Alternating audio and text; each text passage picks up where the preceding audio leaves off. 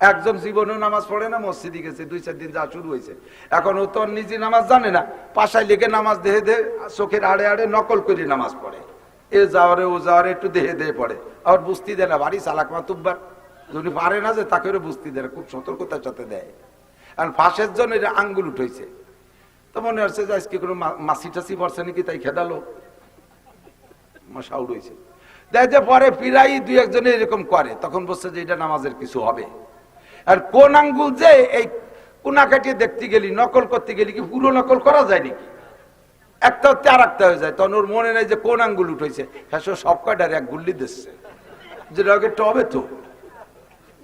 উড়াদিয়া বাজার মাদ্রাসার উদ্যোগে আয়োজিত 4th বার্ষিক ওয়াজ মাহফিল, অধ্যক্ষর মাহফিলের সম্মানিত সভাপতি হযরতুল আল্লাম হযরত মাওলানা মুফতি আব্দুল কাইয়ুম সাহেব হাফিজাহুল্লাহ ওয়া দামাত বারাকাতুহুমুল আলিয়া ওয়া আতালাল্লাহু উমরা ওয়া বারাকাল্লাহু ফি হায়াতি, সবাই বলেন আমিন। অন্যান্য উলামায়ে কিরাম, আইম্মায়ে মাসাজিদ, মাদ্রাসার আজিজ আমতুলাবা, প্রাণপ্রিয় দেশবাসী, যথেষ্ট শীত, মাঘ মাস,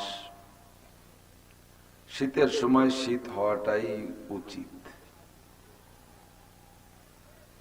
প্রত্যেকের ঘরে কম বেশ যার যার তৌফিক অনুযায়ী শীত বস্ত্রের ব্যবস্থা রেখেছেন। লেপ হোক, কম্বল হোক, কাঁথা হোক, জাদি হোক, সকলেই মোটামুটি রাতের বেলা একটু গরম হয়ে ঘুমাতে পারি এতটুকু ব্যবস্থা। ধনী গরিব সকলেরই ব্যক্তি পার্থক্যে ব্যবস্থা আছে। আর শীতের রাত্রে আরামের বিছানায় লেপের নিচে যে ঘুমাইতে সকলেরই মনে চায়।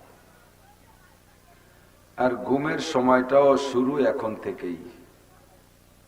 একান্ত কুলাঙ্গার পাঙ্কু পুঙ্কু যারা, চার দোকান, গাজার আড্ডা, ফালতু গল্পের আড্ডা, 2-4 সারা রাতে শিয়ালের মতো টোটোরে বেড়ায়, ওগুলো আম্মাবাদ ও হিসেবের বাইরে। বাকি আপনারা সভ্য, ভদ্র, নম্র, সামাজিক, রুচিশীল যারা, বিশেষ করে ফজরের নামাজের মোহাব্বত যাদের অন্তরে আছে, তারা সময় মতো শুয়ে পড়ে। আমাদের আপনাদের সকলের সেই শোয়ার সময়টা এখন, ঠিক না? এই কুরবানিটা করে শীতের রাত্রে জাহান্নামের ভয়ে জান্নাতের আশায়, গুনার ভয়ে সওয়াবের আশায়, গুমরাহির ভয়ে হিদায়াতের আশায়, শিরিক ও কুফর মুক্ত ঈমান গড়ার লক্ষ্যে বেদাত মুক্ত সুন্নতি আমলের প্রশিক্ষণ নেওয়াও দেওয়ার জন্য আহলে হক উলামায়ে কেরাম আমাদেরকে আসার বসার তৌফিক দান করেছেন। শুকর আদায় করি আলহামদুলিল্লাহ। যদি সময় মতো শোয়া যায়, স্বাভাবিক সুস্থ শরীরের মানুষ 5 থেকে 6 ঘন্টা নিঝুম ঘুম হলে তাতেই তার শরীর সুস্থ হয়ে যায়, ঠিক না? আর যদি 9টায় শুয়ে পড়েন, তাহলে 9টার পরে 6 ঘন্টা ঘুমাইলে কয়টায় উঠা যায়? 3টে। আর 3টেই তাহাজ্জুদের সময়, ভালো সময়।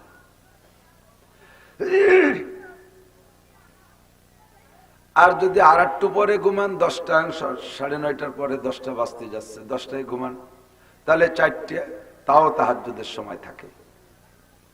একটু উঠে কষ্ট করে তাহাজ্জুদ পড়া, এরপরে ধরেন শুয়ে ঘুমাইছেন 6 ঘন্টা, ঘুমের থেকে উঠেই তো লাইব্রেরি ছেড়ে তো উঠা যায় না। পাবলিক কৃষক মানুষ, সারাদিন পিএসটিএস লাগাই কষ্ট হয়েছে, রাতভর ঘুমাইছেন, ঘুমের মধ্যে যথেষ্ট কষ্ট হয়, কিন্তু ঘুম কিন্তু একেবারে শুধু আরাম যে তা না। দেখেন ঘুমানোর পরে গরমকালে ঘুমাইছেন ঠান্ডা বাতাস নিতে নিতে, শেষ দিক যাইয়া ঘুমোতে ঘুমোতে আর ঘামিয়ে টামিয়ে করে ভিজে যায়, তাতে বোঝা যায় যে ঘুমের মধ্যে কষ্ট হয়। আমার এক ছোটবেলার এক বাল্য বন্ধু, সকালবেলা আমি ফজরের নামাজ পড়ে যে তারা ডাকতেছে, এই অমুক ওঠ, নাম করলাম না কারণ ইউটিউবাররা তো ওত পাইতে বসে রয়েছে। সে এখন বড় উকিল, জসকোটের ভালো মানের উকিল।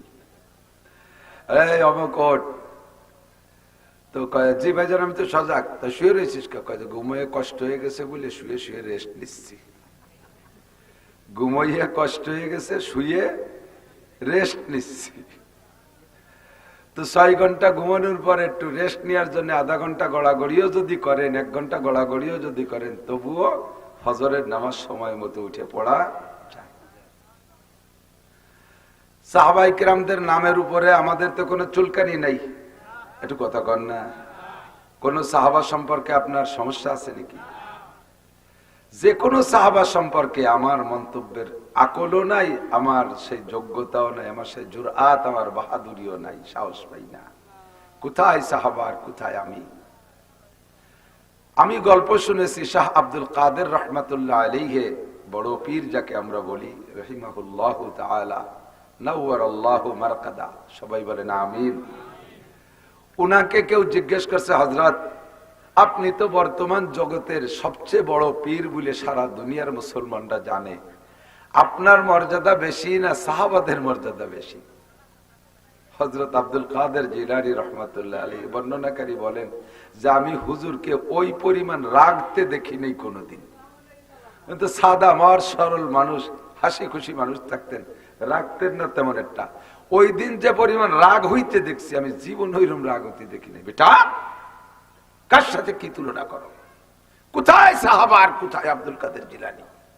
আমাদের দেশে একসময় প্রথা ছিল, প্রচলন ছিল যে আমি ছোটবেলায় শুনেছি মায়ের কাছ থেকেও, যে আব্দুল কাদের জিলানী রহমাতুল্লাহ আলাইহি এত বড় বুজুর্গ যে ওনার নাম এক সময়, প্রথম সময় ওযু ছাড়া যদি খালি আব্দুল কাদের ওনার নাম কইতো, আল্লাহর রাস্তে গলা ডাকাটি মাটিতে পড়ে যেত। কি বিল্লাহ না কি বিল্লাহ তা তো বুঝতে পারতেন, সুবহানাল্লাহ না নাউজুবিল্লাহ, কি কমেন্টের বাজে থাক, দরকার নাই কোনো কিছু করার দরকার, একটু কর নাউজুবিল্লাহ। কোথাও ইতিহাসে এমন একটা খবর খুঁজে পাওয়া যায় না। তো পরে বললাম যে মা, এই গলা কাটা পরে বন্ধ হলো কিভাবে? কয় মানুষ এসে একটু গাফেল হয়ে গেছে, সে খুব বেশি কয়ে শুরু হচ্ছে বেজায়, আল্লাহ তাআলা একটু ছাড় দিয়েছে, এখন গলা কাটে না, গাইতে একটা লোম পড়ে যায়। তা গায়েতে একটা লোম পড়ে যায়। একটা লোক যদি 50 বছর পর্যন্ত ডেলি 2000 বার আব্দুল কাদের আব্দুল কাদের আব্দুল কাদের বিনিয়োগ যদি কয়, তাহলে ও সারা গা পড়িয়ে নাড়ি হয়ে যাওয়ার কথা না? তা তো হয় না। আমরা তো সেই ছোটবেলাতে বলতে বলতে আসতে, ওযু কয় সময় থাকে? সাহাবাদের নামও বিনিয়োগ হতে নিলে এরকম হয় না, নবীদের নামও বিনিয়োগ হতে নিলে কোন কালে কোন নবীর নাম, আমার নবীর চেয়ে বড় নবী তো আর আসে নাই, তার নামও বিনিয়োগ হতে নিলে কোনোদিন গলা কাটে নাই, এখনো গাইতে একটা লোম পড়ে না। আব্দুল কাদের জিলানী রহমাতুল্লাহ আলাইহির নাম নিলে গলা কাইটে যাইতো আর লোম পড়ে যায়। এই যে বানাওটি ফালতু কথাগুলো বয়াতিরা কয়, ফাসাউফা তারা ইযান কাশাফাল গুবারো আবার সুনতাহতা রিজলিকা আম হিমারো, ও গানের বয়াতিরা, বাউলরা, যেদিন অন্ধকার কেটে যাবে সেদিন তুমি বুঝবা তুমি ঘোড়ার পিঠে বসে বলতেছো না গাদার পিঠে বসে বলতেছো। হাসরের মাঠে দেখা হবে তোর সাথে, ঠিক ঠিক না? বাজে কথা সম্পূর্ণ। আরো গল্প কয়, আব্দুল কাদের কি কয়, আল্লাহ ওয়াইস করনি, নাম শুনছেন নাকি? ওয়াইস করনি রহমাতুল্লাহ আলাইহি, উনি সাহাবা না, অথচ রসুলের যুগের মানুষ। এই যুবক যারা আব্বা মার প্রতি গাফেল, খেয়াল রাখবি। গত রাত্রে আমার মা থাকে ঢাকা, বড় ভাইয়ের কাছে রয়েছে। এই শীতের সময় গ্রামে শীত বেশি বিধায় আমার বড় ভাই নিয়ে যায়। তো কালকে আমি মাহফিল শেষে রাত 2টার সময় মারে দেখতে গেছি। আমার মা এই 2টা পর্যন্ত সজাগ রয়েছে আমার নাসির আসবে। আর বাড়ি আসি রাত 1টা 12টা, বাড়িওয়ালাদেরকে ডেকে উঠানো লাগে, বলবে যে হুজুর বাড়ি লাগে তো ডেলি এসে ডাকতে, আর মা তো বছরে একদিন। মা বছরে একদিন না, আমার জন্মের থেকে মা আমার বড় হওয়া পর্যন্ত প্রায় 20-22টা বছর পর্যন্ত আমার মা ঘুমাইনি, আমার অপেক্ষা থাকতো। তখন ডাক দিছি, মা কয় তুমি আসছো আব্বু? বাবা, বাবা কয় বাবা তুমি আসছো? জি মা। আমারে হাত নিয়ে একেবারে পোলাপানের মতো কোলের সাথে জড়াই ধরছে। একটু ছোট হয়ে গেছে আমার মা, 10-12 কেজি হবে মনে হয় ওজন, এরকম ছোট হয়ে গেছে। বুকের সাথে জড়াই ধরছে কোলে, আমার হাতটা ধরে চুমো দিচ্ছে। আমি টাকা দিছি, মা টাকাটা ধরে চুমো দিয়ে বালিশের নিচে ঠুইছে। আমার মুখ খান আজ দেখতেছে, কয় তোর মুখ তো শুকো গেছে, বাবা তুমি খাও না? তোমার মানুষ ভাত কম দেয়? এইগুলো জিজ্ঞেস করতেছে। আমি মা দেয় তো অনেক, খাতি পারি না তো। খাটনি জ্বালায় খাওয়া বন্ধ কমিয়ে গেছে, না সাইডে খাইও, বেশি দিন থাকতে পারবে না না খালি। এই মার বয়স 90-এর উপরে, এই বুদ্ধি আমারে দেয়, এর নাম মা। আল্লাহ ওয়াইস করনি রহমাতুল্লাহ আলাইহি, মা বৃদ্ধ মা ঘরে থাকার কারণে মায়ের খেদমতের ত্রুটি হবে ভয়তে নবী আলাইহিস সালাতু ওয়াস সালামের জীবদ্দশায় মুসলমান হওয়া সত্ত্বেও নবীকে দেখতে যাইতে পারে নাই। নবী আলাইহিস সালামের কাছে খবর পাঠিয়েছেন, হুজুর আমার ঘরে বৃদ্ধা মা যে কোনো সময় মরে আর বাঁচে, আমি এই মাকে রেখে আপনাকে একটু দেখতে আসতে চাই, আপনার মতামত কি? নবী পাক আয়াত শুনাই দিলেন, ওয়াকাদা রাব্বুকা আল্লা তা'বুদু ইল্লা ইয়াহু। এ দুনিয়ার মুসলমান জেনে নাও, আল্লাহ পাক রব্বুল আলামিনের শিরোধার্য চির সিদ্ধান্ত হলো সর্বহালাতে ইবাদত করবা একমাত্র আল্লাহর, আল্লাহ ছাড়া আর কাহারও ইবাদত করবা না। মাবুদ একমাত্র, জোরে বলেন কে? আল্লাহর পরেই সম্মান পাইতে হলে আমি নবীরও আগে যার যেমন মা বাপ থাকুক না কেন, মূর্খ বাপ থাকুক, মূর্খ মা থাকুক, অশিক্ষিত মা বাবা থাকুক, আর যেমনই মা বাবা থাকুক না কেন, ওয়াবিল ওয়ালিদাইনি ইহসানা, আল্লাহর পরে, আল্লাহর ইবাদতের পরে সম্মান পাইতে হলে সর্বশ্রেষ্ঠ সম্মান নবীরও আগে পাবে তোমার আব্বা মা। কাজী তুমি মায়ের খেদমতে থাকো, আমাকে দেখা লাগবে না। ওয়াইস করনি রহমাতুল্লাহ আলাইহি মায়ের খেদমতে কিসসা জানেন অনেক, আমার এসে গেলে বলি চলে যাব। ওয়াইস করনি রহমাতুল্লাহ আলাইহি মায়ের খেদমতে থাকার কারণে নবী পাককে দেখা সাহাবী হওয়ার সম্মান নিতে পারেন নাই। সাহাবী হওয়ার সম্মান কেমন ভালো করে বুঝবেন।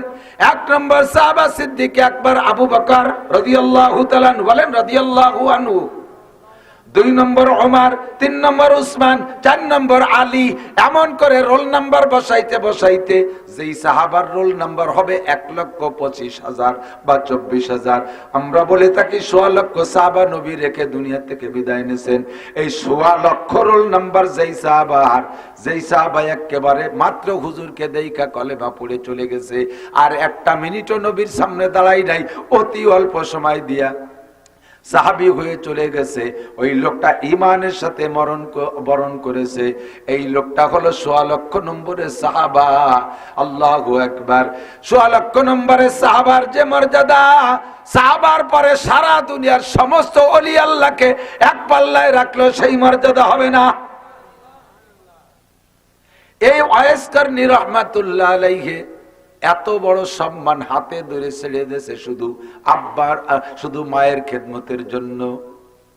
দোস্ত যুবক, তোমার ঘরে মা থাকতে তুমি মাকে মা কয়ে ডাকতে লজ্জা পাও, শাশুড়ির পিছনে বাসুরির মতো হেম্বা হেম্বা করতে তালে যাও। শাশুড়ির আম্মার জেকার শুরু করে দিতে মুখ দিয়ে ফেনা উঠে যায়, আছে না নাই? কথা কর না। আব্বারে আব্বা কতি পারে না, শ্বশুরে আব্বা কতি গেজা উঠই বেলে মুখ দিয়ে। কপাল পড়ছে তোমার জন্মের পোড়া।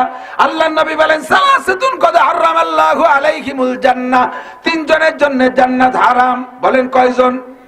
জোর হলো না। এই 3 জনের জন্য জান্নাত হারাম। শুনেন নাই, খেয়াল করে কি কইছি? 3 জনের জন্য জান্নাত হারাম।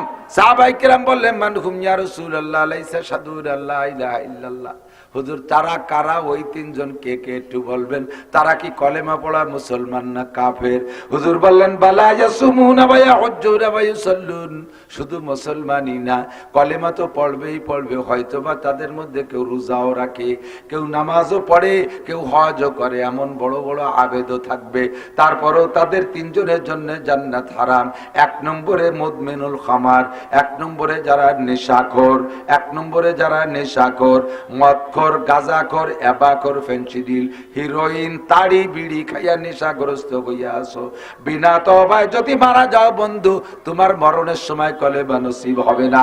আর মরণের সময় যদি কলেমা নসিব না হয়, তাহলে তোমার খেলা ফাইনাল। আল্লাহর নবী বলেন মান কানা আখিরু কালামিহি লা ইলাহা ইল্লাল্লাহ ফাদাখালাল জান্নাহ। যার জীবনের শেষ কলেমা হবে লা ইলাহা ইল্লাল্লাহ, ওই লোকটা জান্নাতে যেন চলিয়েই গেল। জোরে কন্যা সুবহানাল্লাহ। ইল্লাল্লাহ। মরণের সময় কলেমা হর দোয়া আমরা সবাই করি, আলেমে করে, পিসাব করে, সবাইরা করে। নবী পাকও দোয়া করেছেন আমার যেন আখেরি কলেমা লা ইলাহা ইল্লাল্লাহ হয়। এই কলেমা পাইতে হলে তোমাকে সকল প্রকার নিশা থেকে তওবা করতে হবে। অবৈধ নিশা, বলেন অবৈধ নিশা থেকে। নামাজের নিশা হয়ে গেছে তাই বলে তাই ছেড়ে দিতে হবে নাকি? নামাজেরও কিন্তু নিশা হয়, পড়তে পড়তে অভ্যাস হয়ে গেলে অজু বানাইলেই 2 রাকাত না পড়লে ভালো লাগে না। কথায় কথায় ইসা যায়, কষ্ট হচ্ছে আপনাদের। আমি টানতে টানতে আবার গোড়ার দিক চলে যাবো, ভয় না, ইনশাআল্লাহ আমার মনে আছে। নামাজের নিশা হইয়া যায়। হযরত আলী রাদিয়াল্লাহু তাআলা আনহু বলেন, আমার যখন আল্লাহর সাথে গল্প করতে মনে চায়, আমার সাথে আল্লাহ যখন আল্লাহর সাথে গল্প করতে মনে চায়, আল্লাহর সাথে গল্প। আসসালাতু মিরাজুল মুমিনিন, আমরা বলে থাকি আসসালাতু মিরাজুল মুমিনিন, ঘটনা কিন্তু একেবারে অসত্য নয়। নামাজ হলো মুমিনের জন্য মেরাজের মতো। নবী পাক আল্লাহর কাছে আরশে আজিমে যাইয়া সামনে দাঁড়ায় কথা কইছে, সামনে বসে গল্প করেছে। আমরা নামাজের মধ্যে দাঁড়ায় আল্লাহর সাথে গল্প করি। হযরত আলী বলেন, যখন আমার আল্লাহর সাথে গল্প করতে মনে চায় তখন আমি বুঝি। কয় কিভাবে বোঝেন? কয় তখন আমার নামাজ পড়ার ইচ্ছা হয়। কোন সুবহানাল্লাহ। তখন আমার নামাজ পড়ার ইচ্ছা হয়, তখন আমি নামাজে দাঁড়াই, তখন বুঝি যে আবার এখন আল্লাহর সাথে গল্প করতে মনে চাইতেছে। কিরাত পড়ি আলহামদুলিল্লাহি রাব্বিল আলামিন আর রহমানির রহিম। এই কথাগুলো কারে কয়? আল্লাহরে কয় না? মালিক ইয়াউমিদ্দিন ইয়্যাকা না'বুদু ওয়া ইয়্যাকা নাস্তাইন। আর ডাইরেক্ট সম্বোধন করে তোমার ইবাদত করি, তোমার কাছে সাহায্য করি, সাহায্য চাই। এই কথাটা বলতে গেলে আর সামনাসামনি মনে হয় না? এই ইয়্যাকা কারে কয়? একজন ডাকা রয়েছে, তারে এই জায়গা ফাঁকা ফাঁকা কই, তোরে চুলি ফেলাই দিলাম, তোরে মারলাম, তোরে কিলেলাম, ঘুষলাম, তোরে টাকা দিলাম, পয়সা দিলাম, তোরে একটা সুমো দিলাম, তার সাথায়ও শুনছে। এ কথা তোরে তোরে বা তোমারে তোমারে করতে সামনে বসে কওয়া লাগে, ঠিক না? আল্লাহকে সামনে নিয়ে কই ইয়াকা নাবুদু ওয়া ইয়াকা নাস্তাইন। আবার কলাম ইহদিনাস সিরাতাল মুস্তাকিম, তুমি আমারে সিরাতে মুস্তাকিম শিখাও। তাহলে সামনে না হলে এরকম কোয়া যায়? সিরাতাল্লাযীনা আন'আমতা আলাইহিম, আল্লাহু আকবার। এমন করে যত জায়গা আছে কোরআন শরীফ, সব কোরআন শরীফ আল্লাহর কালাম। নামাজের মধ্যে দাঁড়ায় আল্লাহর সাথে গল্প করি আমি, আমার এরকম নেশা হয়ে যায়। আল্লাহু আকবার। আর একটা কথা বলে নেই, এবার হযরত আলী বলেন, আল্লাহ যদি আমার সাথে গল্প করতে ইচ্ছা করে তাও আমি টের পাই যে আমার আল্লাহ আমার সাথে এখন কথা কইতে চাইতেছে, আল্লাহ আমার সাথে গল্প করতে, এটা আমি টের পাই। কে টেলিফোন করে নাকি? কয় ভিতরে ভিতরে আমার মধ্যে 7 জাগে আমি কোরআন শরীফ পড়বো, আমার কোরআন শরীফ পড়ার নেশা আসে। তখন আমি মনে করি, বুঝি যে আমার আল্লাহ আমারে ডাকতেছে, আলী আয় তোর সাথে একটু গল্প করব। আমার এদের কোরআন পড়তে লাগাই দেয়। এইটা হলো আমার আল্লাহ আমার সাথে গল্প করে, আর আমি আল্লাহর সাথে গল্প করি নামাজের মধ্যে দাঁড়াইয়া কিরাত পড়ি। হযরত আবু হুরায়রা রাদিয়াল্লাহু তাআলা আনহু বলেন, নবী পাক বলেন, আমি মেরাজের রাতে, এই রজব মাসে মেরাজ হয়েছিল। অধিকাংশ মুফাসসিরিন মুহাদ্দিসিনদের রায়, অন্যান্য মাসের রিওয়ায়াতও আছে, নবী আলাইহিস সালাম এই মাসে মেরাজে গিয়েছিলেন। জান্নাতের মধ্যে হাঁটতেছেন, হাঁটার ভিতর দিয়ে দেখে হাঁটার মধ্যে কোন শব্দ নাই, ডাইনে বামে সব নীরব নিস্তব্ধ। হুররা দাঁড়িয়ে আছে, নীরব অনার করতেছে, গেলমানরা নীরবে অনার করতেছে, জান্নাতে বিভিন্ন প্রকার সুদর্শন প্রাণীরা নীরবে অনার করতেছে, কোনো সাড়া শব্দ নাই। হুজুর হাঁটতেছেন, কখনো সামনে কখনো পিছনে, চটচট করে একটা শব্দ আসতেছে কানে। স্যান্ডেল বা খড়ম পাই দিয়ে হাঁটলে যেমন চটার চটার শব্দ হয়, ওইরকম একটা শব্দ আসতেছে। নবী পাক জিবরিলকে জিজ্ঞেস করলেন, জিবরাইল, এই নীরব নিস্তব্ধ পরিবেশে এই আগে পিছে ডাইনে বামে কখনো কখনো বিভিন্ন দিকে আশপাশ থেকে একটা শব্দ আসতেছে, আইয়ুসাউতিন হাজি, শব্দটা কিসের শব্দ রে জিবরাইল? জিবরাইল কয়, হুজুর হাজা খুবুকুন আলাই বিলালিক, এইটা অন্য কোনো শব্দ না, এইটা আপনার বিলালের খড়মের আওয়াজ। মানুষ আওয়াজ শুনতে দিতে পায় না, সময় মতো একটু সুবহানাল্লাহ কবে তা কয় না। কাল সকালে কইেন, ঠিক আছে? সুবহানাল্লাহ কবে কবেন? এখন কবেন? বলেন সুবহানাল্লাহ। আমার আব্বার খড়মের আওয়াজ, আমার দাদার খড়মের আওয়াজ ও জায়গা না, হযরত বিলালের খড়মের আওয়াজ। আমার বাবা পীর, দাদা পীর, 14 পীরের বংশ ধরে কইতে কইতে কইতে ফেনা উঠে যায় মহি, কোথায় পীর আর কোথায় বিলাল। হুজুরকে আমি খড়মের আওয়াজ শুনি, জিজ্ঞেস করলাম, কাইফা ইউমকিনু যালিকা ইয়া জিবরাইল, এইটা কি করে হয়? হুয়া ফিদ দুনিয়া এমসি ফিদ দুনিয়া ওয়া তুসবা সাউতু ফিল জান্নাহ, সে দুনিয়ায় হাটে আর বেহেশতের মধ্যে খড়মের আওয়াজ শোনা যায়। কয় যে ওটা আল্লাহর সিস্টেম। কেন এরকম হয়? কয় সাতাসবা বাদু, পরে শুনবেন। এখন সফর সারিয়ে যাই। মেরাজের সফর সারিয়ে এসে হুজুর সকালবেলা সাহাবায়ে কিরামদেরকে নিয়ে বসছে, এই মেরাজের কিসসা বলতেছেন, আজকে রাত্রে আমার এই ঘটনা ঘটছে। আল্লাহু আকবার। সাহাবায়ে কিরাম বেশিরভাগই ওই সময় মেনে নিয়েছে যে আল্লাহর নবী যা বলছেন সব সত্য। কেউ কেউ মধ্যে সাহাবী হয় সত্ত্বেও একটু কেমন কেমন ভাব ঠেকতেছি, কি কয় কিন্তু বাইতুল মুকাদ্দাস উটির ভিটি ঘোড়ার ভিটি জাতি লাগে 1 মাস, তাও গেল বলে সে জায়গা, ও জায়গা যে সবাই জেনে নামাজ কালাম পড়লো। এরপরে আসমান, তাকে এই জায়গা সে ফরিদপুরির ওই দাঁড়ে না চিটিয়াগাঙের ওই পাশে, ই কি মাইফিয়ে পড়া যায়? সেই আসমান তাই একটা না 7টা পার হলো, এরপরে বাইতুল মামুর, এরপরে সিদরাতুল মুনতাহা, এরপরে আল্লাহর আরশে আজিম।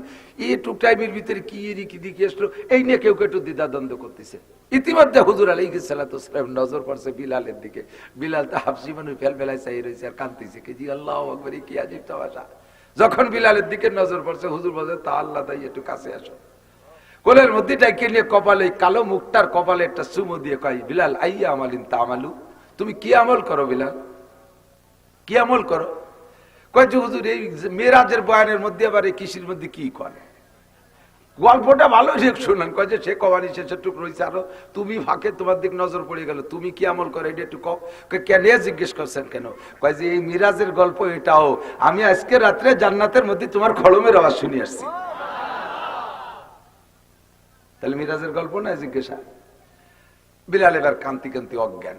আরে ভাই এদিকটা কান, হাফসি গোলাম, উমাইয়ার বাড়ির গোলাম, কালো ভুতুড়ে একটা মানুষ, চেহারার কোনো কোয়ালিটি নাই, ঠোঁট দুটো এরকম মোটা মোটা, আঙ্গুল এরকম মোটা মোটা, পা এবং আঙ্গুলের সব জায়গায় দিয়ে বাইলি বাঙ্গি ভাটার মতো ভাটিয়ে থাকবে ওই পশ্চিমে কালাগে। হজে যেয়ে দেখেন চুলগুলো কুকড়ি কুকড়ি, চোখ দুটো বিলের মতো কুট্টি, শুধু দাঁত কয়টাই সাদা, আর কোনো জায়গা সাদা নাই, ওগুলো রক্ত মনে কালা, কি তা আল্লাহ জানে। সুবহানাল্লাহ। আল্লাহ বলা হয় 3টে কালো সারা দুনিয়ায় 1000 ধলা মানুষের চাইতে ভালো। একটা কালো হযরত লুকমান হাকিম আলাইহিস সালাম, আর একটা কালো হযরত বিলাল হাবশী, আর একটা কালো হযরত ওমরের গোলাম মাহজা রাদিয়াল্লাহু তাআলা আনহু। কন্না সুবহানাল্লাহ। এই 3 কালো 1000 ধলার চাইতে ভালো।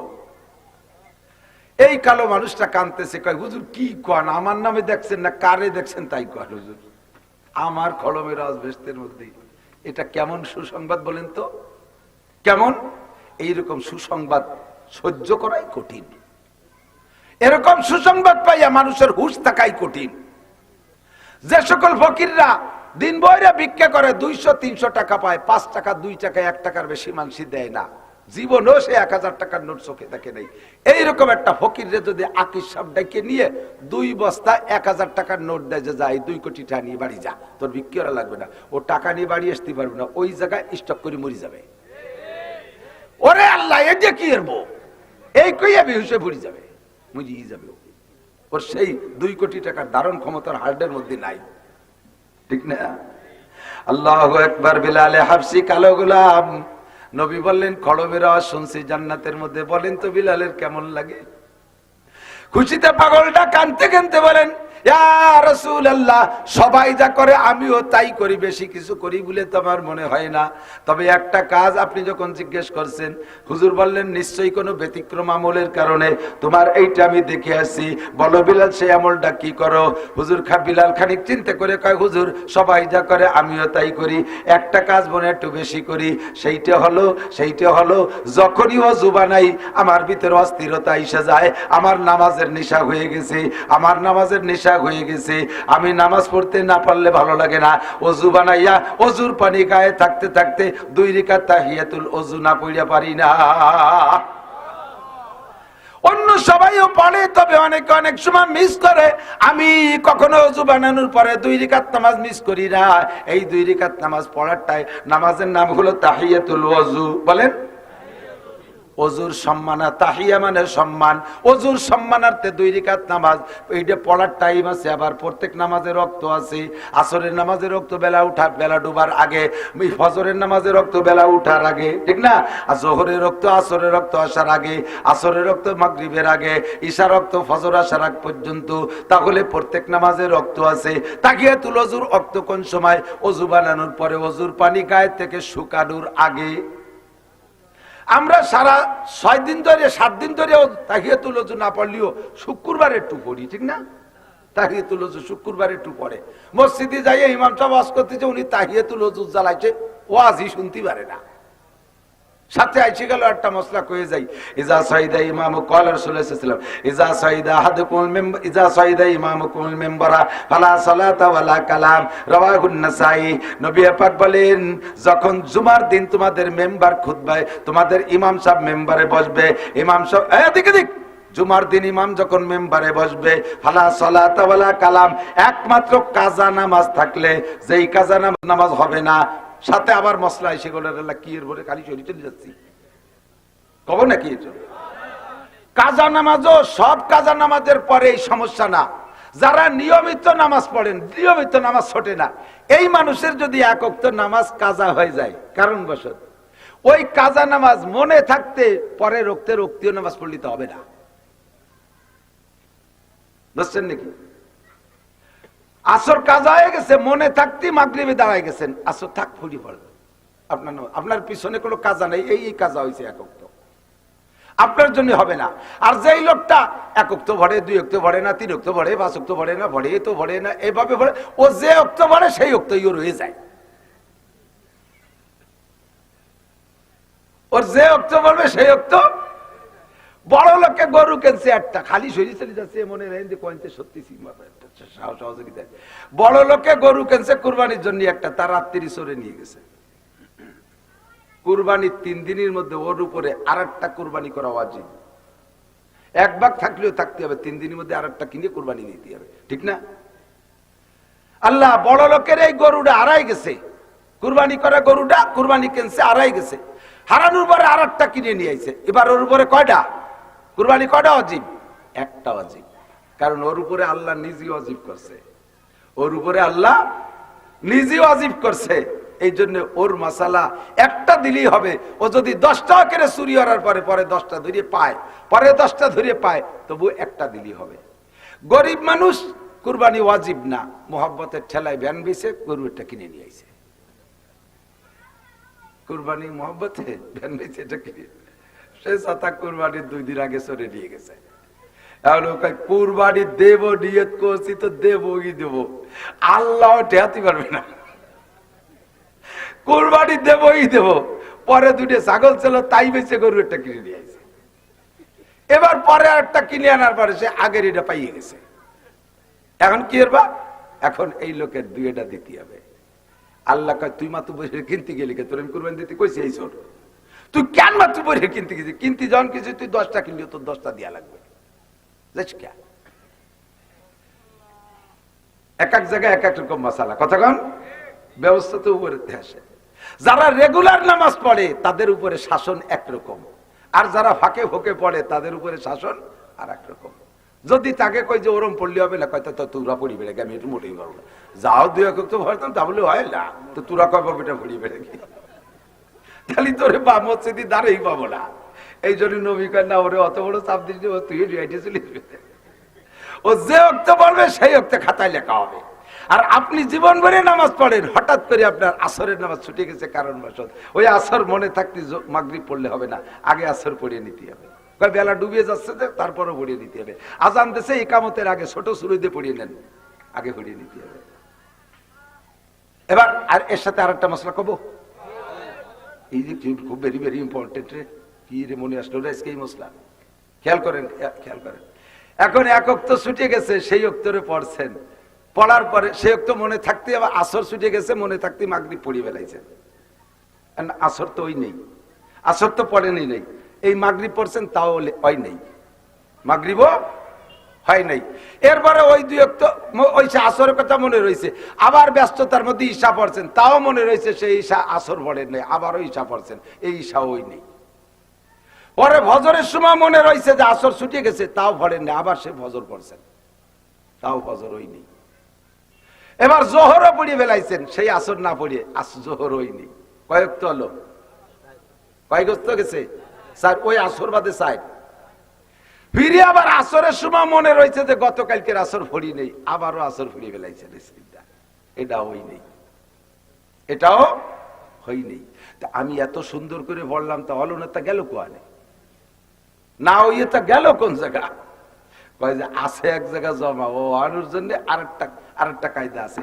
ফিরে এই 5 ওয়াক্তের মধ্যে তুমি পড়বা না, ওই ওয়াক্তরে এই 5 ওয়াক্ত পড়ার মধ্যে ওই ওয়াক্তরে পড়বা না।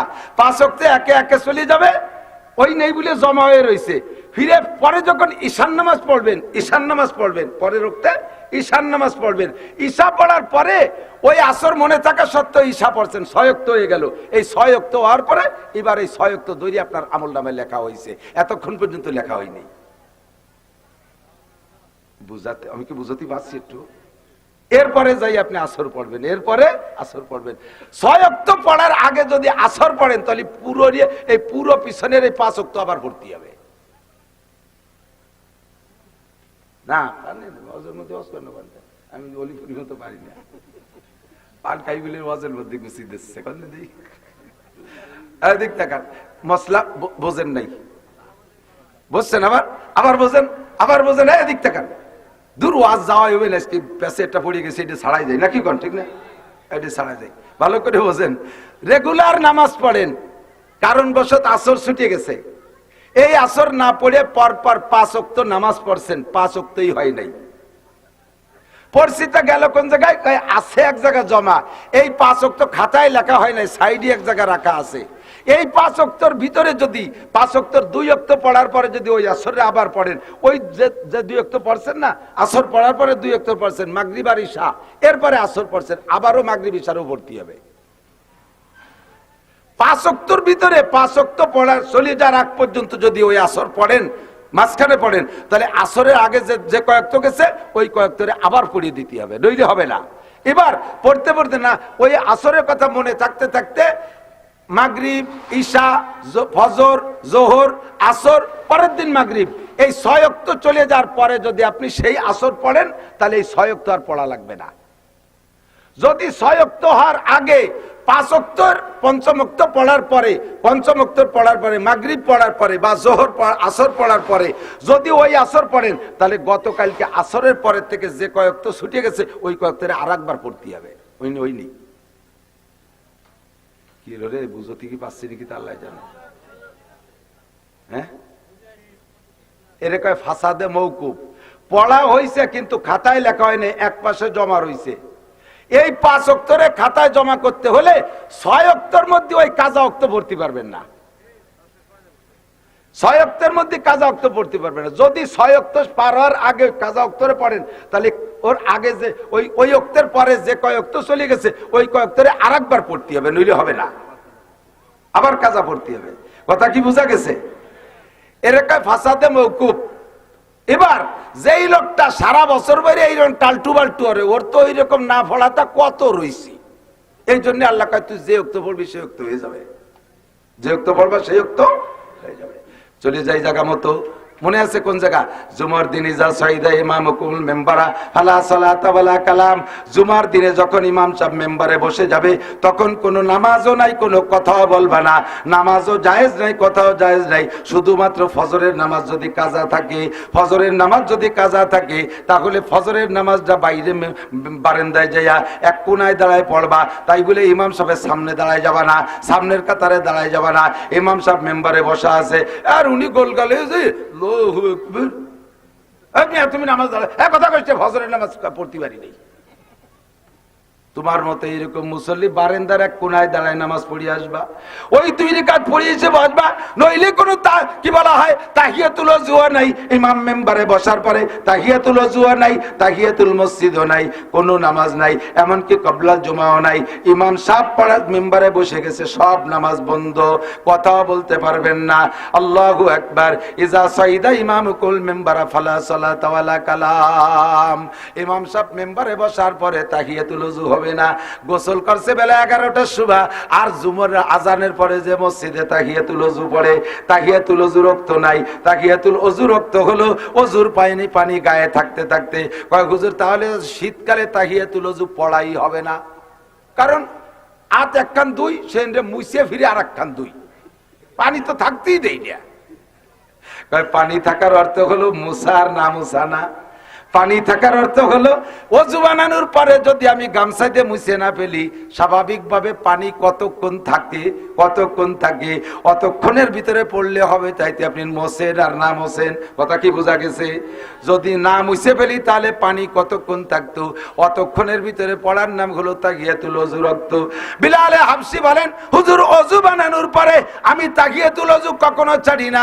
ঘোষণা দেওয়ার পরে পাশে জিবরাইল আলাইহিস সালাম মাথায় হাত দিয়ে বলে, নবী আলাইহিস সালামের, ইয়া রাসূলুল্লাহ সাদাকা বিলাল, আপনার বিলাল সত্য কথা বলেছে। ওই বিলালের নামাজের বড় নিশা, মনে আছে? নিশাতে চলে আইছি, বিলালের নামাজের বড় নিশা। আপনার বিলাল তাহিয়াতুল ওযুর জন্য ওযু বানাইয়া ওযুর স্থান থেকে যায় নামাজ পর্যন্ত হাইটা যায়। যে রাস্তাটুক ওযুর স্থান থেকে যায় নামাজ পর্যন্ত হেঁটে যায়, ওই রাস্তাটুক যেন জান্নাতি রাস্তা। কাজেই বিলাল হাঁটে জমিনের উপর দিয়ে, ওইটুক জান্নাতের রাস্তা গণ্য করে আমরা জান্নাতের মধ্যে তার খড়মের আওয়াজ শুনতে পাই। প্রত্যেক কাজের নিশা হয়ে গেলে দোস্ত, নামাজের নিশা, কুরআন তিলাওয়াতের নিশা, জিকিরের নিশা আছে না? এই নিশার গাজার নিশা, এবার নিশা এক। নিশাগ্রস্ত যারা, নিশাখোর যারা, তাদেরকে আল্লাহ তাআলা মরণের সময় কলেমা নসিব করে না। তাই বলে নামাজের নিশাওয়ালা না, রোজার নিশাওয়ালা না, পর্দার নিশাওয়ালা না, জিকিরের নিশাওয়ালা না, তিলাওয়াতের নিশাওয়ালা না। এই নিশাওয়ালাদের মরণের সময় কলেমা নসিব হয়। আমার ভালো করে মনে আছে, পরবর্তীতে আমি শুনেছি, একজনকে দেখেছি, আর একজনেরটা শুনেছি। হাফেজ জি হুজুর রহমাতুল্লাহ আলাইহিকে আমি দেখেছি। আমি তখন মাদ্রাসায় শুরু হয়েছি, মাদ্রাসায় পড়ি, ছোট্ট মাক্তবে। আমার গোপালগঞ্জে হাফেজ জি হুজুর রহমাতুল্লাহ আলাইহি রাজনীতি মিটিং করতে আসছিলেন। হযরতের বয়ান তখন ক্লিয়ার না, বোঝা যায় না। ফজলুল হক আমিনী রহমাতুল্লাহ আলাইহি উনি হুজুরের বয়ান তরজমা করতেন, বাংলারে আবার তরজমা করতেন। হুজুর যা বলছে আর কেউ বোঝে না, ওইটা ফজলুল হক আমিনী সাহেব রহমাতুল্লাহ আলাইহি আবার দোভাষীর মতো বর্ণনা করে শোনাই দিতেন। মাঝে মাঝে এই যে বয়ান করেন বর্তমানে জুনায়েদ আল হাবিবি সাহেব দামাত বরকাতুহুল আলিয়া, হযরতের মুখে থেকে আমি হুজুরের বয়ানের দোভাষা শুনেছি। আল্লাহু আকবার। হাফেজ জি হুজুর রহমাতুল্লাহ আলাইহিকে আমি যতবার দেখেছি, কমপক্ষে 20 বার দেখেছি। প্রত্যেকবার এই ডান হাতের এই আঙ্গুলটাকে এমন করা অবস্থায় দেখেছি। আমি শুনেছি হযরতের ইন্তেকালের পরেও সব আঙ্গুল, হাত পা সব সোজা হয়ে গেছে, ডান হাতের আঙ্গুলটা এরকম মুট করা আছে। আশহাদু আল্লাহ ইলাহা, বলেন না কেন? আশহাদু আল্লাহ ইলাহা ইল্লাল্লাহ, সাক্ষী দেই শাহাদত আঙ্গুল দিয়া নামাজের মধ্যে আল্লাহ ছাড়া আর কোন মাবুদ না। আপনাকে নেমে রওয়া যাবে না। সব দিন কি সাইদি চাইদি কোয়া লাগে যে একটু জোরে কর, জায়গায় জায়গায় একটু জোরে করলি আমাকে ব্যাটারিতে চার্জ হয়। আল্লাহ ছাড়া আর কোন মাবুদ আছে? তাই আমি নামাজের মধ্যে এই জায়গায় আর একটা মশলা এসে গেল রে, হয়ে যাব। নামাজের ভিতরে আত্মায়াতিতে আঙ্গুল উঠোই না, এই আঙ্গুল উঠানোর মশলা শুনে নেন। আঙ্গুল উঠানো মুস্তাহাব, না উঠলে সগীরে কবিরে কিছু নাই। নামাজের এর যাররা পরিমাণ ক্ষতি নাই, কিন্তু উঠাইলে নিয়ম মতো উঠাইতে হবে, অনিয়ম উঠলে আবার গুনাহ আছে। একটু থামিয়ে গেলেন নাকি? আর শিখবেন না? বলবো তাহলে নিয়ম মতো সুন্নতি আঙ্গুল কিভাবে উঠাতে হবে? যখন আশহাদু আল্লাহ কবেন, তখন এই বুড়ো আঙ্গুলির মাথা আর এই মাঝের বড় আঙ্গুলির মাথা এক জায়গা, এই ছোট দূরে মুট করে ফেলবেন। আশহাদু আল্লাহ ইলাহা পর্যন্ত উঠাবেন, ইল্লাল্লাহ কই নামাবেন। বৈঠকের শেষ পর্যন্ত, প্রথম বৈঠক হইলে তৃতীয় রেখাতে দাঁড়ানোর আগ পর্যন্ত মুঠ এইরকম করে আঙ্গুলটা এরকম রাখতে হবে। শেষ বৈঠক হলে সালাম ফিরানো পর্যন্ত মুঠটা এরকম করে আঙ্গুলটা এরকম রাখতে হবে। আশহাদু আল্লাহ ইলাহা ইল্লাল্লাহ টান করে দিয়েছেন, ওই নেই। আঙ্গুল উঠাইয়া আঙ্গুলে পরে সবকটা সুজারি দিয়েছেন, কত উঠতে গেছে কিনা, এই পারিস তো উঠোস কে? একজন জীবনেও নামাজ পড়ে না, মসজিদে গেছে 2-4 দিন যা শুরু হয়েছে, এখন ও তো নিজে নামাজ জানে না, পাশায় লিখে নামাজ দেহে দে চোখের আড়ে আড়ে নকল করে নামাজ পড়ে, এ যাওয়ারে ও যাওয়ারে একটু দেহে দেহে পড়ে, আবার বুঝতে দেয় না, বাড়ি চালাক মাতুব্বার, যদি পারে না যে তাকে বুঝতে দেয় না, খুব সতর্কতার সাথে দেয়। আর পাশের জন এটা আঙ্গুল উঠেছে, তো মনে হচ্ছে যে আজকে কোনো মাসি টাসি পড়ছে নাকি, তাই খেদালো মশা উড়েছে। দেখ যে পরে প্রায় 2-1 জনে এরকম করে, তখন বলছে যে এটা নামাজের কিছু হবে। আর কোন আঙ্গুল যে এই কোনা কাটিয়ে দেখতে গেলি, নকল করতে গেলি, কি পুরো নকল করা যায় নাকি? একটা হচ্ছে আর একটা হয়ে যায়, তখন ওর মনে নেই যে কোন আঙ্গুল উঠেছে, হ্যাঁ সব কয়টার এক গুল্লি দিচ্ছে, যেটা একটু হবে তো। তোমার আঙ্গুল উঠাতে কই নেই, আঙ্গুল উঠাইলে সুন্নতি তরিকা। মনে আছেন? একটু উঠাই দেখান তো।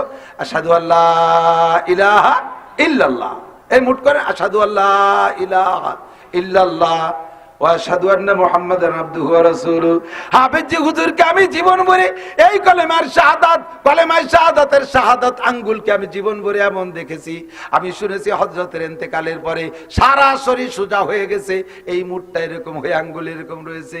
পরবর্তীতে আমার নানি জান রহমাতুল্লাহ আলাইহা, আমার নানি জানকে আমি দেখেছি, উনিও সবসময় আঙ্গুলটা এরকম রাখতেন।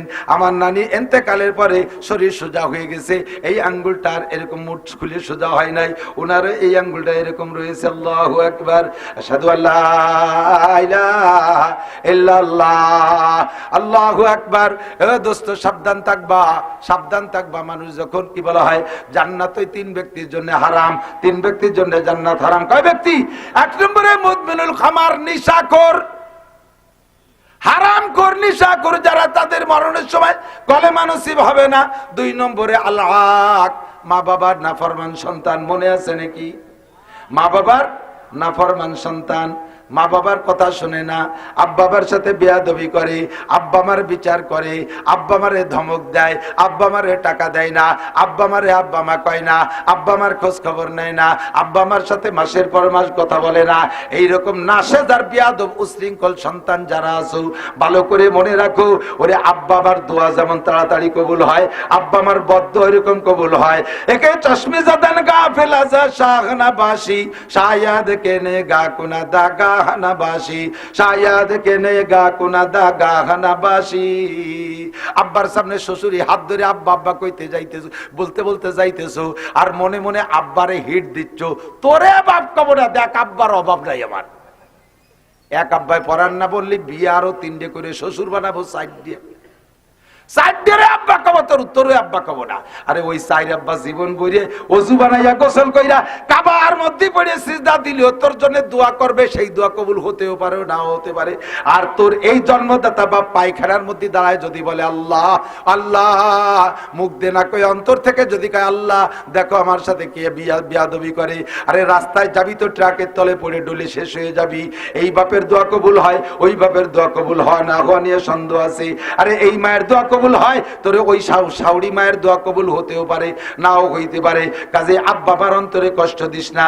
আল্লাহ মা বাবার না ফরমান সন্তান, টাকা এনে আব্বার কাছে দিবি। আব্বারা এখন যারা বুড়ো হয়ে গেছে 80-90 বছরে বয়সী, ওনারা যখন ইনকাম করতে পারতেন তখন ওনাদের আমলে 1000 টাকার নোট ছিল না, ঠিক না? 1000 টাকার নোট হয়েছে তো সেদিন কে? শেখ হাসিনা আসার পরে, এই তাও এই যে এই কাতারে আসার পরে আর কি। তো 10 সাল না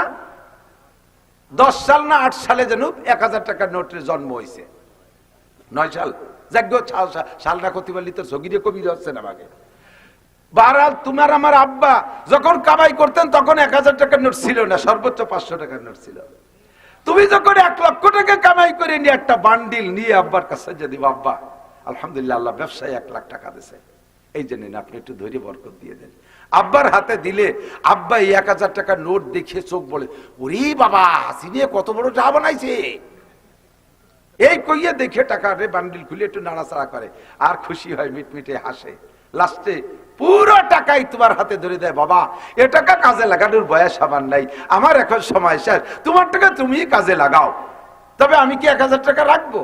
তুমি বলবো আব্বা বান্ডিল তো খুচরো হয়ে যাবে না, আপনারা কি আমি আলাদা 1000 টাকা দেবো? আব্বা এবার পোলা বানাবো না, আমি আনতে নেবো, এরকম কয়। আমি এই জায়গাতে আচ্ছা তা ঠিক আছে রাখেন। আব্বা 1000 টাকা রাখে তোমার 99,000 টাকা দিয়ে সেই টাকা কাজে লাগাও। টাকা যেখানে লাগাবা ওই জায়গায় টাকার গাছ হবে, লক্ষ লক্ষ কোটি কোটি টাকা হবে। আব্বার হাতের বরকত তোমার টাকার মধ্যে ঢুকছে। আর আব্বার হাতে দিলে 1000 টাকা রাখে দেয় নাকি? এই ওই যে আব্বারে না কইয়ে আব্বা শ্বশুর আব্বার আব্বা আব্বা আব্বা আব্বা জিকির করতে আব্বা আমার টাকাটা বরকত দিয়ে দেন। শ্বশুর নাড়াচাড়া রে কয় বাবা আমার 25,000 টাকা লাগবে, ডলি কলেজে পড়ে, ওরে দিতে হবে, তুমি 75,000 টাকা। থ্যাংক ইউ আব্বা, থ্যাংক ইউ। হ্যাঁ শালিরে 25,000 টাকা দিয়ে দিচ্ছে, বাস থ্যাংক ইউ। 75,000 টাকা লাগাবি, ও টাকা কারুরই সম্পত্তির মতো মাটির তলে যাবে, ও উঠে কথা বলবে না, ও টাকা উঠে কথা বলবে না। স্যালো মেশিন কিন লাগাবি, স্যালো মেশিন পুচ্ছিস বলকের জন্য, ফক ফক করে গ্যাস বেরিয়ে পানি বেরিয়ে না। দিছি কোহে তুলে গাই বুঝিয়ে বেড়াই গিয়ে এবার কিরণ ঠেয় 100 সত্যি, 100 সত্যি। আর এই তো স্যালো মেশিন, যাতে হাত দিবি তাই মাটির তলে যাবে, আব্বা মারে না দেখায় যদি ফাঁকিবাজি করিস। আল্লাহু আকবার। আল-আক, তিনজনের জন্য জান্নাত হারাম। এখান থেকে আমার কথা আছে, বাকি শেষেরটা বলে যাই। অদায়ুস আল্লাযী ইউকিরু ফি আহলিহিল খুবুস। দায়ুস বলা হয় বেহায়া, বেশরম। আরো ক্লিয়ার বাংলায় বললি ভালোই বলা যায় বেশ্যা। সুবহানাল্লাহ। বেশ্যা ওই দায়ুস যে তার পরিবারের ভিতরে বেপর্দা নিজে তৈরি করে। আল্লাযী ইউকিরু ফি আহলিহিল খুবুস, পরিবারের ভিতরে বেপর্দা প্রতিষ্ঠিত করে ইচ্ছাকৃতভাবে। ছেলে কলেজে পড়ে, বিয়ে করছে, আমাদের বয়ান শুনছে যে বউ ছোট ভাই বড় ভাইদেরকে দেখানো যায় না, ভাবিকে দেখতে পারবে না, ভাইরা দেওর ভাসুররা ভাবিকে দেখতে পারবে না। কলেজে পড়ে সরমুনার হুজুরের ভক্ত অথবা মুফতি আব্দুল গফফার সাহেব হুজুরের ভক্ত, আব্দুল কাইম সাহেব হুজুরের সাথে সম্পর্ক রাখে, আমাদের সাথে ভালোবাসা, আমাদের কাছ থেকে শুনে হুজুর জি পাক্কা প্রতিজ্ঞা, বাড়ি আমার বউরে জীবনে কোনোদিন আমার ভাইদেরকে দেখতে দেব না। বাস এই বউয়ের বাড়ি নিয়ে আসছে, এখন ছোট ভাইরা তো উকি ঝুঁকি মারতেছে, বড় ভাবিরে দেখলাম, মাঝি ভাবি দেখলাম, সাইজি ভাবির কথা শুনছি একেবারে প্রিয়াঙ্কা চোপড়ার মতো। আল্লাহ কিরম, ওরে আল্লাহ কিরম, কোন ভাবিদের এই উকি ঝুঁকি মারতেছে, দেখতে না পারি তারা ফত করে রাগে রাগে ঘুরে বেড়াচ্ছে। বাপের সাথে কথা, আমাকে জুতো এড়িয়ে দাও, থাকবো না এ ঘরে। কারণ কে আছে কয়েকজন সাইজি ভাবির একটু দেখতে পারলাম না, কেন আয় আমার সাথে আয়। বাপে নিয়ে গেছে দেখাতে, বৌমা এদিকে আসো, বৌমারে আইনি দেখ তোরা বুড়ো তোমার দাঁতের পাটি খুলে ফেলাইতে চাপড়াইয়ে, তোমার এই দায়িত্ব দিছে আল্লাহ। ছেলে বিয়ে করে আনছে, এই বউটারে ঘরে আনবে কে? মুরব্বীরা কয়ে দেয় যে মেজো জামাই কোলে করে নিয়ে আসো। উনার বেটার বউ, যার বউ সে কোলে আরবে না, দুলোবাইতে কোলে নিয়ে এসে পয়লা বরকত দুলোবাই রাতে হাতে চলে গেছে। এই আকাম মুরব্বীরা সহযোগিতা করে, আছে না নাই? কত করে এর নাম হলো দায়ুস। নামাজ পড়ো, জিকির করো, বিশ্ববিদ্যালয় মাইয়ে দিয়া মসজিদে বসে জিকির করার কেন মারো? সুবহানাল্লাহ। একজনের নাহে লাগে সে চিতে কয় ওরে আল্লাহ, সুবহানাল্লাহ, নাহে লাগে কয় ওরে আল্লাহ, নাক ভেঙে গেছে। ছোটবেলায় গল্প শুনতাম, বাংলাদেশের হাজিরাতে যে বাই রোডে যেত, বাংলাদেশের একটু টাইটেই যেত, ইন্ডিয়া পার হওয়ার পরে ওরা একটু বাস টাস বানাইছে, এই সাধারণ রাস্তা। তো বাংলাদেশি হাজি সাহেব কায়দা মতো ধাড়ুস দুরুস শেখ হাজি আল্লাহ যাইতেছে হজে, ইন্ডিয়া যাইয়ে বাসে উঠছে, বাসে উঠে তো সিট নাই, বাসে উঠে সিট নেই। এক সাধু উনারে দেখে, সাধু সিটি বসা, ইন্ডিয়ান সাধু। তো উনারে বলতেছে যে দাদা কোথায় যাবেন? কয় যে আমি পবিত্র স্থান মক্কায় যাব। হিন্দুরা যদিও হিন্দু, তবে মুসলমানদের ধর্মীয় প্রতিষ্ঠানগুলোকে অনেক হিন্দু খুব শ্রদ্ধা করে, মক্কা মদিনারে তারা খুব শ্রদ্ধা করে। তো বলছে ভগবান, ভগবান আপনাকে এত সম্মান করেছে, আপনাকে ভগবান মক্কায় ডেকে নিচ্ছে, আমি তো অসুস্থ, না হলে আমি দাঁড়িয়ে আপনাকে ছিট দিতাম, তা আপনি আমার কোলেই বসুন। ইন্ডিয়ানরা এভাবে বলে, আপনি আমার কোলেই বসুন। তো এই মুটা ধামড়া দুমড়ো 150 কেজি ওজনের হাজিরে বসাইছে কোলের পা। আর রাস্তাতে ভালো রাস্তা হয়েছে, আগে কত ভালো রাস্তা ছিল, ভাঙ্গা খাড়ি কুয়ো গর্ত মর্ত। বাসে যাইয়ে ধুম দিয়ে পড়ে, আর হাজি সাহেব ওই কোলের পর যাইবারে তলে ডমুটা আছে। তা হাজি সাহেবের তো নিচে ফোমের মতো মনে আছে, তোষক বাবু, উনি খুশিতে জিকির করে, শকর আদায় করে, ইল্লাল্লাহ হক মক্কায় যাই। উনি খুশিতে জিকির করে ইল্লাল্লাহ হক মক্কায় যাই। আর ঠাউর তলেতে ব্যথায় কয় হরি কৃষ্ণ কষ্ট পাই। জিকির দুইজনই করে। হাজি সাহেব কয় ইল্লাল্লাহ হক মক্কায় যাই, ও তলেতে কয় হরি কৃষ্ণ কষ্ট পাই। কয় যেটা তার বছর আমি উঠে দাঁড়াই, কষ্ট পালে জিকির করা যায় না। মসজিদে বসে জিকির করো, লা ইলাহা ইল্লাল্লাহ কই কেন আর একজনের নাক ভাঙ্গে যায়। মাইয়েটা তোমার পার্কে, জামাইটা তোমার আর এক জায়গায়, আরে তোমার বউটা আর এক জায়গায়। এই দায়ুসি স্বভাব বাদ দাও। পরিবারের ভিতরে যারা দায়ুসি, যারা বেপরদা পরিস্থিতি প্রতিষ্ঠিত করে, তাদেরকে শরীয়তে বলে দায়ুস। আল্লাহ নবী বলেন না দায়ুসুল্লাযী ইউকিযু ফি আহলিল খুবুজ। তুমি যদি কাবা ঘরের মধ্যে যাইয়া মরো, তোমার বাড়ি বউ বাচ্চা বেপরদায় রেখে গেছো তুমি ইচ্ছাকৃতভাবে, ও জায়গায় তোমার মরণের সময় কলেমা নসিব হবে না। সবে রাত সবে কদরে যদি মারো, তবুও কলেমা নসিব না হওয়ার সম্ভাবনা। আরে রমজান মাসে যদি মারো, তবুও তোমার কলেমা নসিব না হওয়ার সম্ভাবনা, কারণ তুমি পরিবারের ভিতরে বেপরদা প্রতিষ্ঠিত করেছো। পর্দা বড় দামি জিনিস। আল্লাহর নবী বলেন লিল ঈমানে বিদুয়া সাবুনা শুবা, ঈমানের ৭৭টা শাখা আছে। জোরে বলেন কয়টা? ৭৭টা শাখা আছে। ফাআফযালুহা, এক নম্বর শাখা হলো কাউলু লা ইলাহা ইল্লাল্লাহ। ঈমানের ৭৭ শাখার এক নম্বর মূল মেরুদণ্ড হলো লা ইলাহা ইল্লাল্লাহ। এরপরে হুজুর বলেন ওয়াল হায়াউস, কি বলা হয়? ইমাতাতুল আযানি তরিক। ঈমানের ৭৭ শাখার আরেকটা শাখা হলো রাস্তা থেকে কষ্টদায়ক জিনিস ফেলে দেওয়া। খেয়াল করেন, খেয়াল করেন। কয়ে চলে যাই বলা যায় না, উৎমত্ত বলা যায় না, ফিরে বেড়াচ্ছে কতিও পারি নাও পারি। রাস্তা থেকে কষ্টদায়ক জিনিস ফেলে দেওয়া। এই রাস্তা বানাইছি কি? এদিক খেয়াল করেন। রাস্তা বানাইছে সরকার কি জন্য? আমাদের চলার জন্য না? পায়ে হাঁটবো, ভ্যান চালাবো, সাইকেল চালাবো, মোটরসাইকেল চালাবো, নসিমন করিমন যত আবিষ্কার হবে চাকাওয়ালা সবাই রাস্তায় দিয়ে চলবে সেই জন্যই না? নাকি ফসল নিয়ে কইলেন গম নাড়া, ধান নাড়া, কলই নাড়া, এই মলনবালা, এই জন্য কি রাস্তা বানাইছে? সারা বাংলাদেশ জুড়িয়ে এই ফসল রাস্তায় নেয় কি নেয় না? এমন ভাবে কলই গাদি দিয়েছে, ব্যানালা আগে তো পায়ে চালাতো, সে সময় তো পারতই না। এখন এই যে মোটরে চালায় না ভ্যান, সে মোটরও যাইয়া কোলের মধ্যে দলা বলা হইয়া খেট খেট খেট খেট শব্দ হতেছে। ব্যানে কাকা নামিয়ে ঠেলা দপারি উঠতেছিল, কোনো মতো সম্ভব না। এই অতি অতি চেন ছিঁড়ে গেছে। বন্ত কিরম লাগে? এই কোলই রাস্তাতে খালের মধ্যে ফেলাই দিয়া ইমানের অঙ্গ। এই কোলই রাস্তায় থাকবে না, ফেলাই দিবা রাস্তার থেকে। ফসল সব খালের মধ্যে ফেলে। তোর ফসল নেওয়ার জন্য রাস্তা বানাইছিনি হাসিনিয়া, লাখ লাখ কোটি কোটি টাকা দিয়ে রাস্তা বানাইছে, তুমি কোলই নাড়বা সেই জন্য। রাস্তার উপরে অর্ধেক জুড়ে বালি গাদি দিয়ে থুয়ে ব্যবসা হতেছে, একদল আছে না নাই? ইট গাদি দিয়ে থুয়ে ব্যবসা করতেছে। তোমার এই জন্য রাস্তা বানায়নি। ওই জায়গায় সে দুটো গাড়ি ক্রসিং করার সময় একটা গাড়ি বালির মধ্যে ঢুকে গেছে, ইটের সাথে লাগাই দিয়ে তার নাক মুখ ভেঙে ১.৫ লাখ টাকার ক্ষয়ক্ষতি। এই ইট সব লাত হইয়ে খালের মধ্যে ফেলাই দিয়া, এটা ইমানের একটা অঙ্গ। শুধু খেয়াল রাখবেন যে কাজিয়ে লেগে না যায়। আপনাকে দেখতে কাজিয়ে খুব লাগে। ওয়াল হায়াউ শুবাতুম মিনাল ঈমান, ৭৭ শাখার আরেকটা শাখা হলো লজ্জা। বলেন লজ্জা ঈমানের অঙ্গ। ইজা ফাতাকাল হায়া ফাফআল মা শিতা। নবী পাক বলেন লজ্জা থাকতে যা খুশি করা যায় না, যখন তোমার লজ্জা চলে যায় তখন তুমি যা খুশি করতে পারো। যার লজ্জা আছে তার ঈমান আছে। কথা বলেন, যার লজ্জা আছে তার ঈমান আছে। আবারও সেই কথার দিকে চলে যাই। আরে নিশা সব নিশা একরকম না, লজ্জাও সব লজ্জা একরকম না। একজনের তিলাওয়াতের নিশা আর একজনের গাঁজা খাওয়ার নিশা। দুই নিশা কি এক নিশা? একজনের লজ্জা দুইজনেরই লজ্জা আছে। একজনের লজ্জা খালি মাথায় বাইরে বেরোতে পারে না মহিলা, মুখ মাথা খুলে পুরুষের সামনে যাইতে পারে না, ওর লজ্জা হয় মুখ খুলে পরের সামনে যাইতে। আর এক শ্রেণীর মহিলা আছে বোরকা পরতে লজ্জা করে, ওরও লজ্জা আছে, কিন্তু ওর লজ্জা গাঁজা খাওয়া লজ্জা। কয় যে হুজুর আমার ঈমান আছে।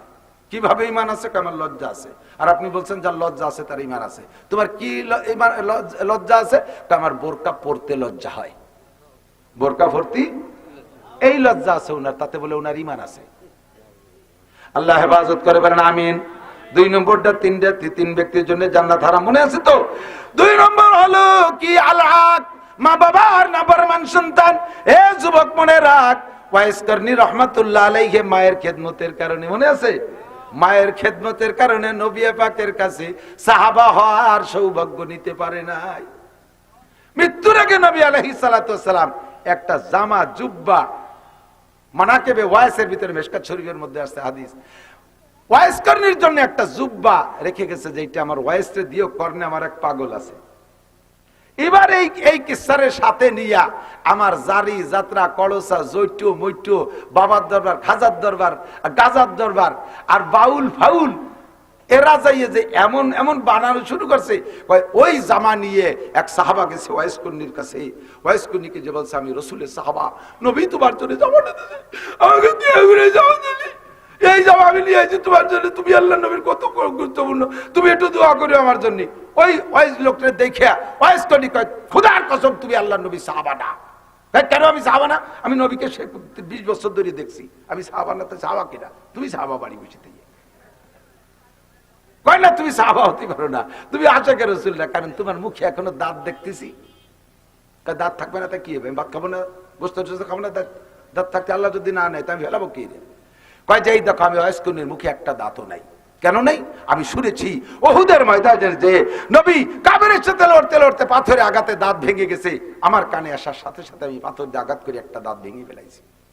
পরে ভাবলাম আমি তো জানি না নবীর কোন দাঁতটা ভাঙছে, চিন্তা করলাম যে নবীর যেটা ভাঙছে আমার যদি সেটা ভাঙ্গা না হয় তাহলে তো মেল হলো না, কাজে কাজে পাশেরটা ভাঙছি, ওইটা ভেঙে চিন্তা করলাম যদি নবীর এটা না ভেঙে থাকে। এরপরে এই করতে করতে পুরো 32টা গাই দিয়ে মাথার মধ্যে তো হেলমেট ঢুকলো না, দাঁত ভাঙ্গার সময় ভাঙলো তো হেলমেট ভেঙে মাথায় নাও, তা তো নাও নাই, এ গল্পটা তো কও না। ওয়াইসকর্ণী হেলমেট ভেঙ্গ মাথায় নেই নাই, দাঁত ভেঙ্গ মুখরে সাফ করে নাই, এইটা সম্পূর্ণ গাঁজাখড়ি কথা। তবে মায়ের খেদমতের জন্য নবী পাকের কাছে যাইতে পারে নাই, কথা মনে আছে? আল্লাহু আকবার। এবার আব্দুল কাদের জিলানী রহমাতুল্লাহ আলাইহি সম্পর্ক বলে ওনার গায়ে ওনার এই অবস্থা, ও দোস্তরে ওনার নাম কইলে গায়ের থেকে একটা লোম ঝরে যাবো। জায়গা আর একটা গল্প আমি না কই পারতেছি না, ওয়াইসকর্ণীর গল্প কব। ওয়াইসকর্ণী রহমাতুল্লাহ আলাইহির এই বয়াতিরা গায়ে বয়াতিরা কয় সম্পূর্ণ মিথ্যে কথা। কিয়ামতের ময়দানে বয়াতিকে থাপড়ায় দাঁত ফেলাই দেবে ফেরেশতারা আল্লাহর হুকুমে। ভালো করে মনে রাখো, মিথ্যে কথা মোটে গানের মধ্যে কইবা না, তুমি যা পারো সত্যি কথা বলো। বাজনা বাজাইও না, দলের মধ্যে মাইয়ে রাখো না, নাবালেক পোলাপান রাখো না, নাবালেক পোলাপান। যেই দলের ভিতরে নাবালেক দাড়িবিহীন পোলাপান থাকে ওই দলের ভিতরে অ্যাক্সিডেন্টের সম্ভাবনা থাকে। এই অ্যাক্সিডেন্ট ভাষায় ব্যক্ত করতে পারছি না, কম বেশ যদি বুঝে থাকেন তাহলে বুঝবেন। অ্যাক্সিডেন্টের সম্ভাবনা থাকে, দাড়িবিহীন পোলাপান বড়দের সাথে এই গানের দলের মধ্যে হওয়া কবিরা গুনাহ হারাম, কবিরা গুনাহ এই দলের মধ্যে থাকা হারাম।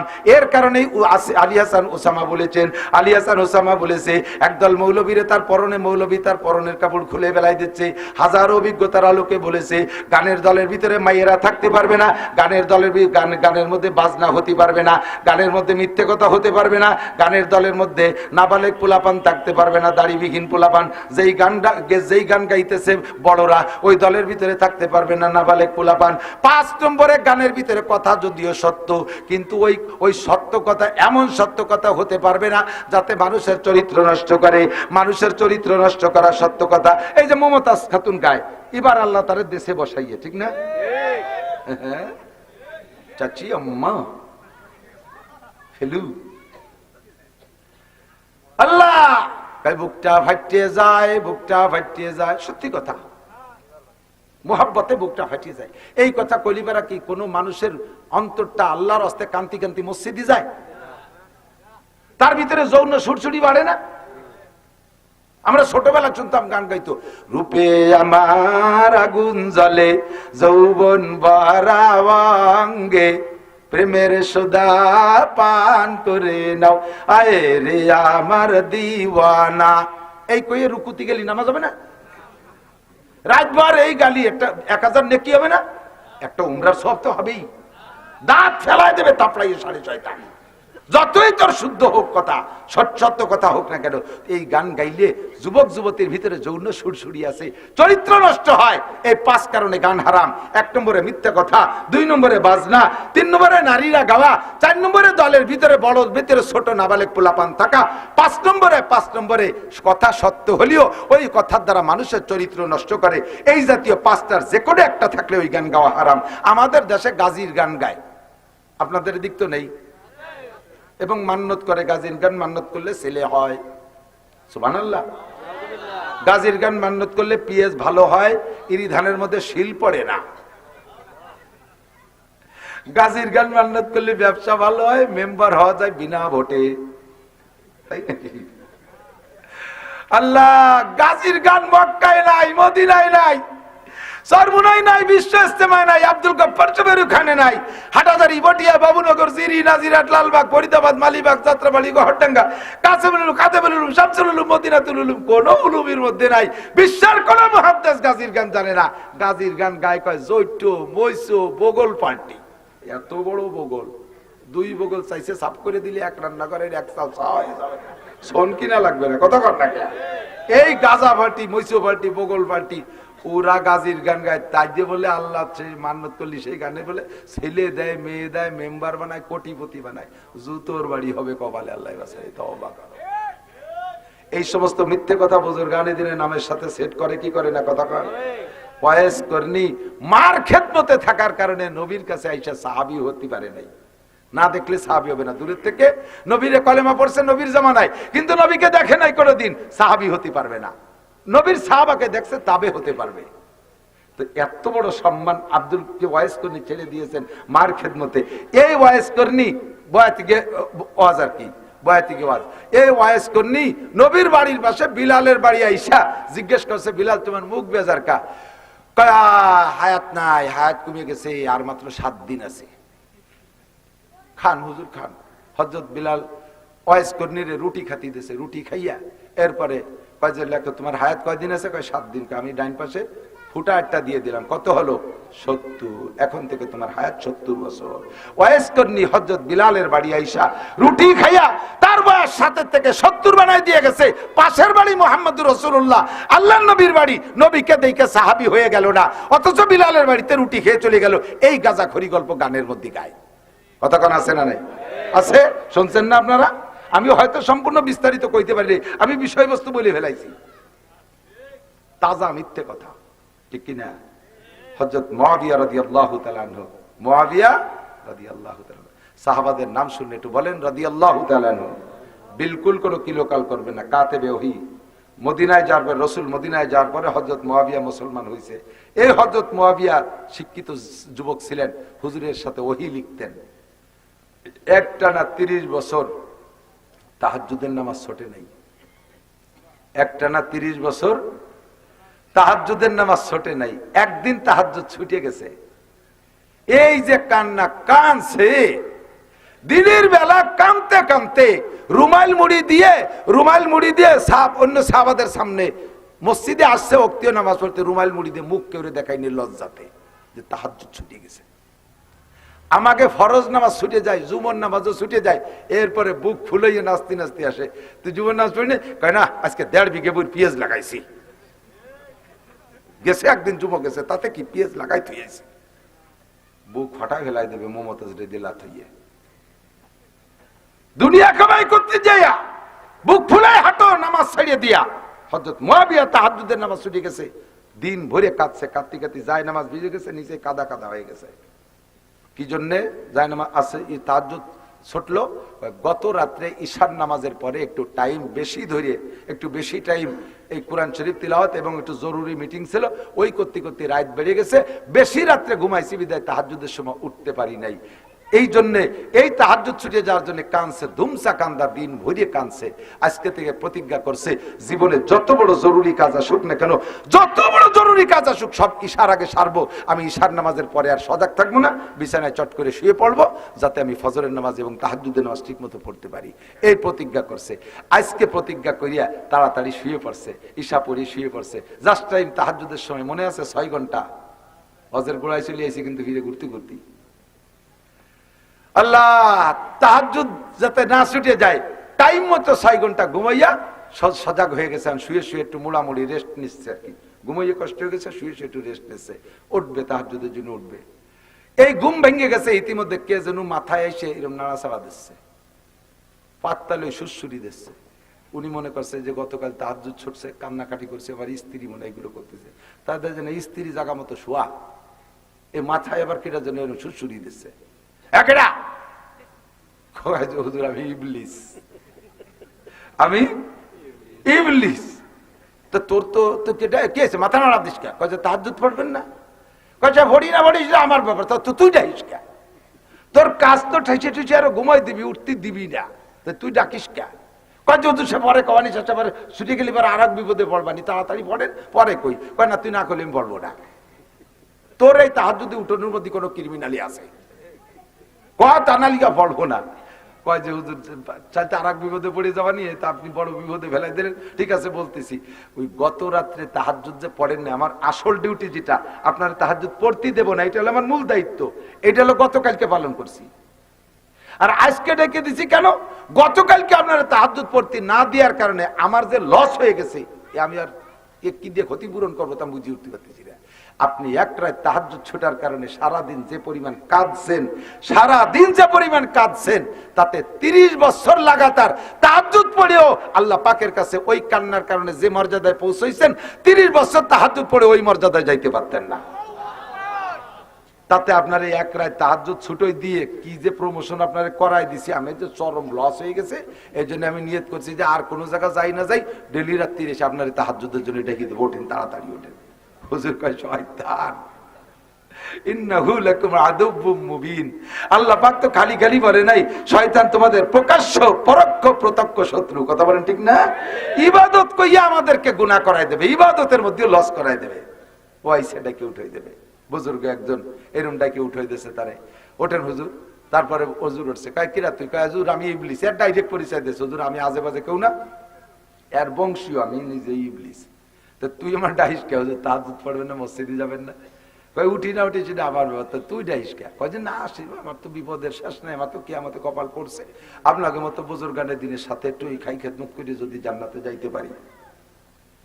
তাকে হুজুর ওযু করবেন না গোসল করবেন? হুজুর কয় কেতাই দিয়ে তোর দরকার কি? কয় যে পানিটা একটু আমি জোগাড় করে দিতাম। কয় যে না, তোর দাম পানি আনবো না, তুই শেষে পানির মধ্যে কি পেশাব টেশাব করে দিস নাকি নষ্ট কষ্ট তোর? কয় হুজুর আপনার চোখের সামনে আপনি যে পানি বলবেন সে আল্লাহর কি ওর মধ্যে উল্টো পাল্টা হবো না। হুজুর কয় যে তো গোসল ওযু করলি অত, গোসল যখন পানি তুই দিচ্ছিস, শয়তানরে কাজে লাগাতে পারতেছি, পানি গোসলই করি।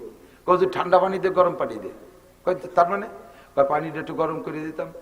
হুজুর কয় যে ঠান্ডা পানি দেবো অত, তার তুই যখন করিয়ে দিবি তা গরমই করিয়ে দে, মানে শয়তানরে কাটাচ্ছে। গরম পানি করে দিয়েছে, গোসল টোসল করাইয়া সুন্দর করে দোয়াই মশাই টুসাই দিয়ে এরপরে কছে হুজুর নামাজ কি মসজিদে পড়বেন না ঘরে পড়বেন? কয় যে মসজিদই তো পড়বো। কয় হুজুর তাহলে আমি একটু গাড়ি হইলে আগে দিয়ে আসি, আমার গাড়ি ওঠে। কয় শয়তান তুই কুয়োর মধ্যে নিয়ে ফেরাবি নি, বাদ দে, তোর গাড়ি উঠবো না। কয় যে না হুজুর আল্লাহর কি আমি আর ভদ্রতার সাথে নামাই দিয়ে পারি। তার হুজুর চিন্তা করলেন যে আজকে শয়তান চড়বো, দিন ভরে গল্প দিতে পারবে যে শয়তানের গাড়ি উঠছি, তার গাড়ি নেই। শয়তান গাড়ি করে নিয়েছে, হুজুরের যত্ন সহকারী মসজিদে নামা দিয়েছে, মানে কোনো জায়গা যারা পরিমাণ ত্রুটি করে নাই। পানিও ভালো, গরম পানি, অজু গোসল করাইয়া গাড়ি করে মসজিদে আগাই দিয়েছে। হুজুর মসজিদে নামে কয় যে তুই তো আজকে কোনো ইনকাম তোর হলো না, সবই দিয়ে আমার হলো, এর মধ্যে কি তোর কোনো লাভ আছে? কয় যে হুজুর এর মধ্যে লাভ আছে। আপনি যদি নিজ যোগ্যতায় ঘুম থেকে উঠতেন, এই আরামের ঘুমকে চোখের কষ ভেঙ্গে যদি উঠতেন কষ্ট করিয়া, তাহলে ময়দানে যাইয়া কাফেরের সাথে যুদ্ধ করার নেকি পাইতেন। ওই ঘুমটা আপনি ভাঙ্গেন নাই, আমি ঠেলে ঠুলে উঠে দিছি, ওই নেকিটা আপনার বাতি দেই নেই। গোসলের পানি নিজেই বানাইলে এই মোটা একটা নেকি পাইতেন, ওইটার থেকে আমি শেষ করে দিছি, ওটা আমি নিয়ে নিছি, আমার তো কোনো নেকি হবে না, তবে আপনারে পাইতে দেয়নি। মসজিদে যদি পায়ে হেঁটে আসতেন, কদমে কদমে নেকি পাইতেন, আমি গাড়ি এনে দিছি, সেই কদমে নেকি পান নাই। ইন্নাহু লাকুম আদুউম মুবিন। ও দোস্ত জানো না ও যে কত কায়দার শত্রু, ওর শত্রুতা বোঝা বড় কঠিন। আইবা সাহিব লিসে যাদম রয়ে আস পাস বাহার দস্তে না শায়দ দাদে দস্ত কার শৈতামি কুনাদ না মশওয়ালি গরবলি ই নস্তেলানাত বরলি। বহুত সময় শয়তান পীর হয়ে আসবে, শয়তান চ্যানেলের বড় বক্তা হয়ে আসবে, শয়তান মাঠের বড় বক্তা হয়ে আসবে, অনেক রূপ নিয়ে আসবে। আরে বড় বিশ্বাস বড় যুব্য জামা দেখাই তার হাতে বায়াত হয়ে যাইও না। পেটটা বড় দেখলি মনে করো না যে বড় পীর। আরে পেট বড় হলি যদি বড় পীর হইতো, তাহলে এদেশের হাতিও তো সবচেয়ে বড় পীর।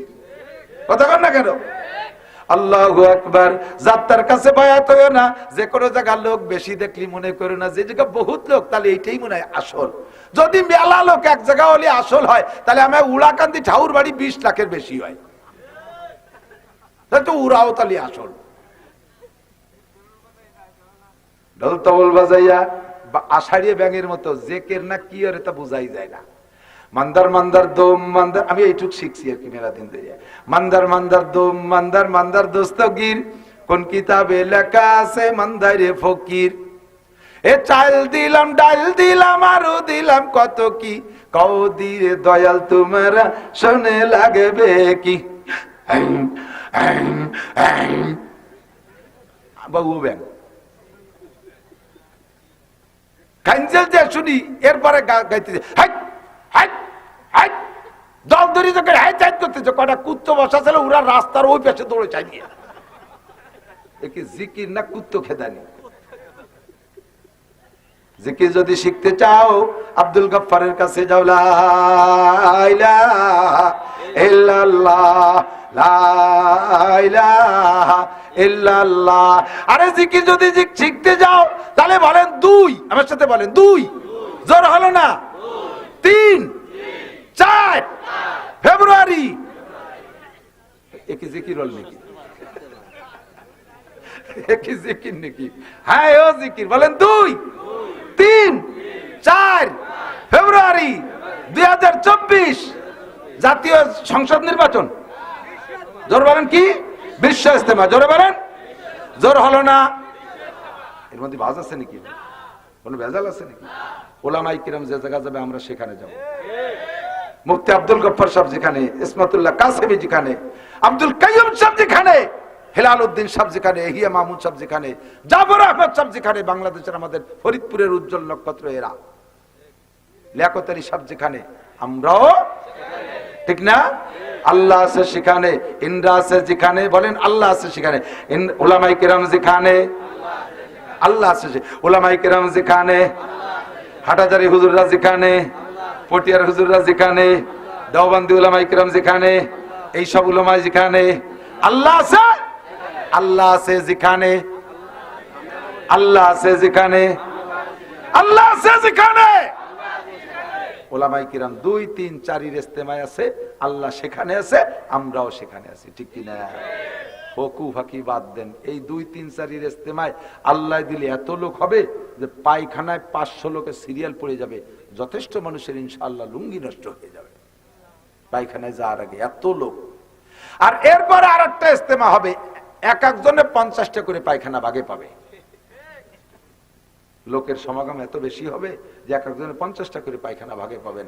একটার মধ্যে খাবেন, একটার মধ্যে শুয়ে থাকবেন, এর মধ্যে পায়খানা করবেন, অ্যাভেলেবেল পায়খানা। প্রথম পর্বের ইজতেমায় ওযুখানায় যাইয়ে 500 লোকের সিরিয়াল পড়ে যাবে। আর দ্বিতীয় প্রোগ্রাম দেখছি তো বিগত সময়, দ্বিতীয় প্রোগ্রামে যে ইজতেমা হবে সে জায়গা মানুষ নাই, দেখি যে দুইটা গাইতি যাইয়ে কুলিয়ে দিছে, গাইতি গরুতি ওযু বানাচ্ছে, মানুষ নাই, তা কি হবে? ইজতেমারে কলঙ্ক করছে বিশ্বই। প্রথমটার ভিডিও ছাড়ে না, প্রথম ইজতেমার ভিডিও ছাড়ে না, দ্বিতীয় ইজতেমায় মাঠ ফাঁকা, এবার ভিডিও ছেড়ে, এবার ইজতেমায় জনসংখ্যা কম, মুসলমানদের পরাজয় চরমভাবে ঘটেছে, ভাইরাল করে দেয়। ইজতেমার নামে দ্বিতীয়টা মুসলমান জাতির এই বিশাল ঐক্যকে ভাঙ্গে চুরে তছনছ করে দিয়েছে, মুসলমানদের এই বিশাল মাজমাকে, এই ইজতেমার যে সুনাম ছিল সেটিকে ধ্বংস করে দিয়েছে। কথা বলেন ঠিক কি ঠিক না?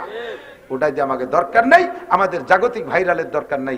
আল্লাহ পাকের কাছে আমরা যাতে মকবুল হতে পারি, আহলে হক ওলামায়ে কেরামের সাথে যাব তো ইনশাআল্লাহ।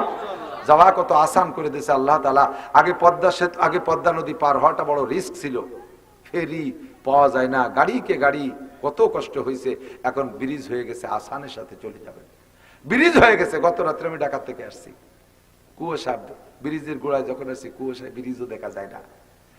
ব্রিজে কুয়াশা রেখালাম, ও কুয়াশা কাম হবে না, বহুত জ্বালাইছো। যে সময় ফেরিতে পার হয়েছি 13 ঘন্টা বসে রাখছো কুয়াশা, আর আজকে চারের গোড়ায় উঠে গেছি, 8 হাতি বেললে না। যত বড় কুয়াশা হয় ইনশাআল্লাহ 5 মিনিটের জায়গাটা 10 মিনিট লাগবে, যাবোই যাবো ইনশাআল্লাহ। আর চলেই আসছি আলহামদুলিল্লাহ। আমরা এবার আলহামদুলিল্লাহ বিশ্ব ইজতেমায় যাবো তো, বিশ্ব ইজতেমায় যাবো তো ইনশাআল্লাহ। আল্লাহ কবুল করুন, বলেন আমিন, জোরে বলেন আমিন। আল্লাহু আকবার। ও দোস্ত এদিক তাকান, আমি আয়াত পড়ছি আর হাদিস পড়ছি আর তরজমা বলে শেষ করে দেওয়ার টাইম শেষ। আমি 11টা পর্যন্ত ওয়াজ করি, বড় আনন্দের সাথে, খুব মজা লাগতেছে।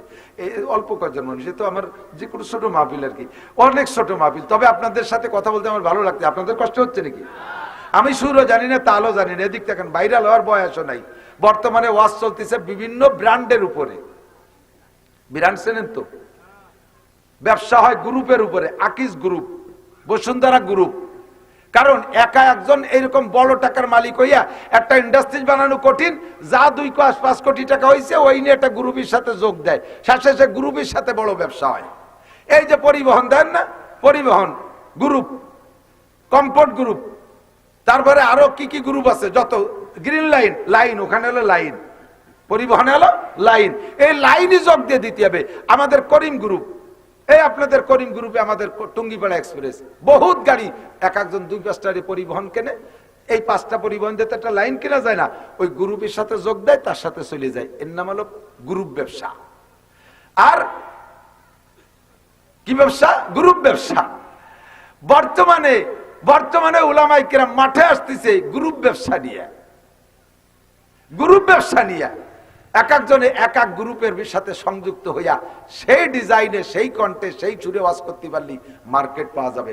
সে বয়স আমার নাই, আব্দুল গফফার সাহেবের গ্রুপ নাই, আব্দুল কাইম সাহেবের গ্রুপ নাই, লিয়াকত আলী সাহেবের গ্রুপ নাই, আমারও গ্রুপ নাই। আমাদের কায়দায় আমরা বয়ান করি, কণ্ঠ নাচাতে যাইয়া দুটো ভালো কথা মানুষকে বলবে, এই কণ্ঠ ঠিক রাখতে যে কি যে কয় তাই তার হুঁশ নাই যে আমি কি করছি।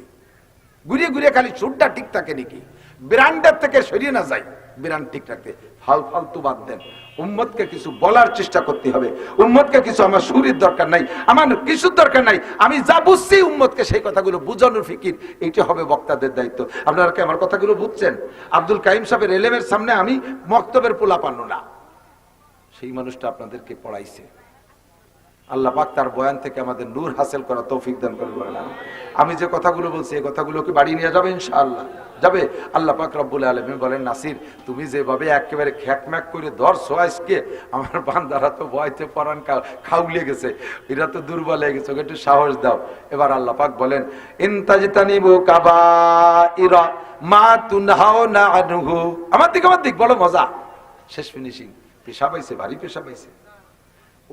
দিক থাকেন, আমি মাঝে মাঝে ও বলে থাকি, গাই দোয়ানোর আগে ফানাতি হয় না, ফানাতি হয় না বা সুদ্ধে না পানাইয়ে বান ধরে টানলি দুধ বেরোবে, বান ছিঁড়ে যাবে, ঠিক না? এবার পানানো হয়ে গেছে, আগে ফানায় না আগে দোয়ায়? আগে ফানায় না আগে দোয়ায়? তাহলে পানানো হয়ে গেছে, দোয়ানোর সময় যদি কয় ফানাইছিটা নাইছি এখন থাকবো, বালতিটা নিয়ে যা, একদিকে দোয়াতি তালে রয়েছে, বালতিটা সরাই নিয়ে গেছে, দুধ বাড়ি যাবে নাকি? ওয়াজেরও সিস্টেম, শুরু দিল ফানাতিয়ায়, শেষে দোয়াতিয়ায়। এতক্ষণ বানাইছি এখন দোয়াবো, সেই সময় বালতি নিয়ে বাড়ি যাই, চল যাই, দুধ বাড়ি যাবে না, বসতে ওখানে হলো দোয়াইয়ে বালতি ভরে দেবো, 2-3 মিনিটের মধ্যে শেষ হয়ে যাবে ইনশাআল্লাহ। আমার দিক থেকে ইনতাজতানিবু কাবায়ের, আল্লাহ কয় কবিরা গুনাহগুলো যদি তুমি ছেড়ে দিতে পারো, নুকাফির আনকুম সাইয়্যাতিকুম, তোমার জীবনের সমস্ত সগীরা গুনাহ আমি আল্লাহ তাআলা বিনা তওবায় মাফ করে দেব।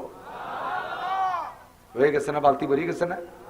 যদি তুমি কবিরা গুনাহ ছাড়তে পারো তাহলে তোমার সব সগীরা গুনাহ মাফ করে দেব, সব সগীরা গুনাহ মাফ। নুকাফির আনকুম সাইয়্যাত সিস্টেম কি?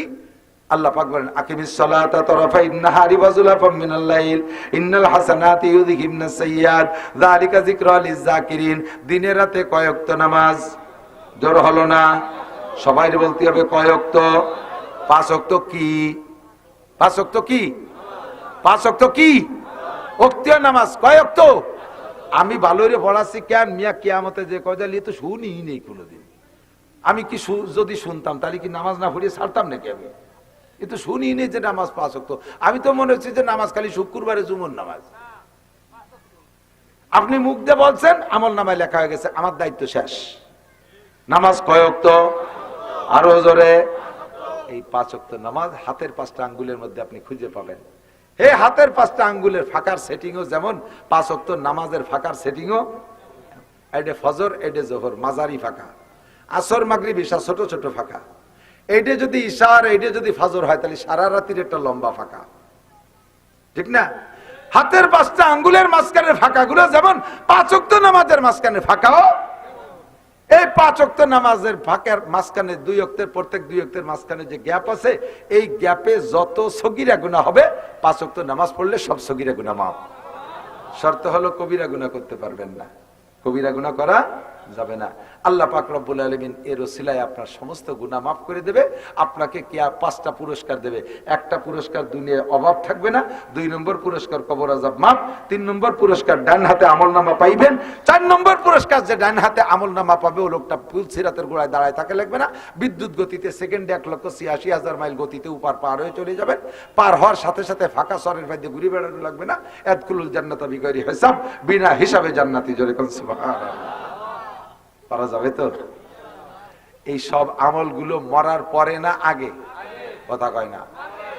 মরার সময় যায় নামাজ নিয়ে গেলি পরে বহুদিন তো মসজিদ কবরে থাকবো, ওই নিয়ে বসে বসে পড়বো, দুনিয়া একটু কাম কাজ করে যাই, আমি তো নামাজ পড়ার সময় পাচ্ছি না, এরকম নাকি? আমাকে বাড়ির ভাষায় একটা হিন্দু আছে, নাইদু ওর নাম, এই নাইদু মরি গেছে। মরার সময় নাইদু ওর পরিবারের ওসিয়াত করে গেছে, আমি তো জীবন ভরি মুসলমানকে সাথে চলাফেরা করছি, আমার ওই পোড়া টোড়া দিস নে, তোরা মাটি দিস মেয়াগে কায়দায়। ওরা সেই কায়দায় কবর খুঁজছে, মাটি দিছে। তো নাইদুর দুটিয়ে স্বভাব ছিল, একটা হলো বিড়ি খাতো জন্মের খা, এই জন্য 2 প্যাকেট বিড়ি আর একটা মেজ দিয়ে দিছে কবরে। আর নাইদু ফাঁক পালি তাস খেলতো, এই জন্য 2 বান্ডিল তাস দিয়ে দিছে, যে এতদিন বসে কি একটু তাস টাস খেলবে, তাই নাকি? আর 5 টাকা চাইরে না পয়সা দিয়ে দিয়েছে, যে খেয়া পারে এটারে কোনো জায়গায় লাগতে পারে, এর কোনোটা কি কবরে কাজে লাগবে? লাগবে?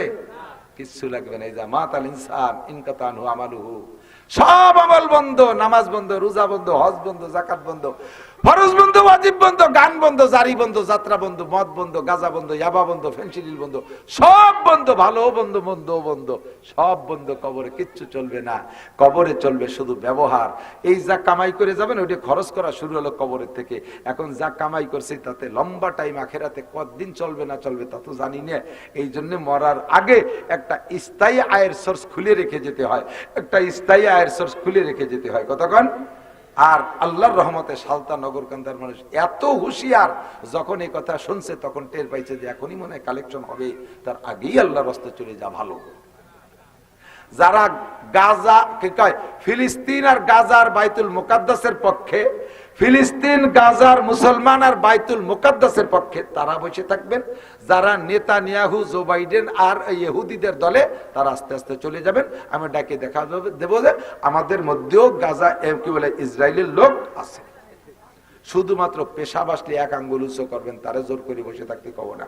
আমি বসবো যে আপনি এই মাদ্রাসায় 1000 টাকা দেবেন, আঙ্গুলি 1000। পায়খানা আসলে 2 আঙ্গুল 2000 টাকা, টাকা 2000 দিয়ে পায়খানা করি, আপনি শুয়ে থাকেন, আপনার ডাইয়ে উঠবো না, আমার দরকার 1000 2000 টাকা। আল্লাহ হেফাজত করুক। তাহলে আমি দুনিয়া থেকে কামাই করে যাব, খরচ করব, কবরেতে শুরু হবে, কিন্তু যা কামাই করে গেছি এতে আমার আখেরাতে লম্বা টাইম কভার দেবে কি দেবে না জানি না।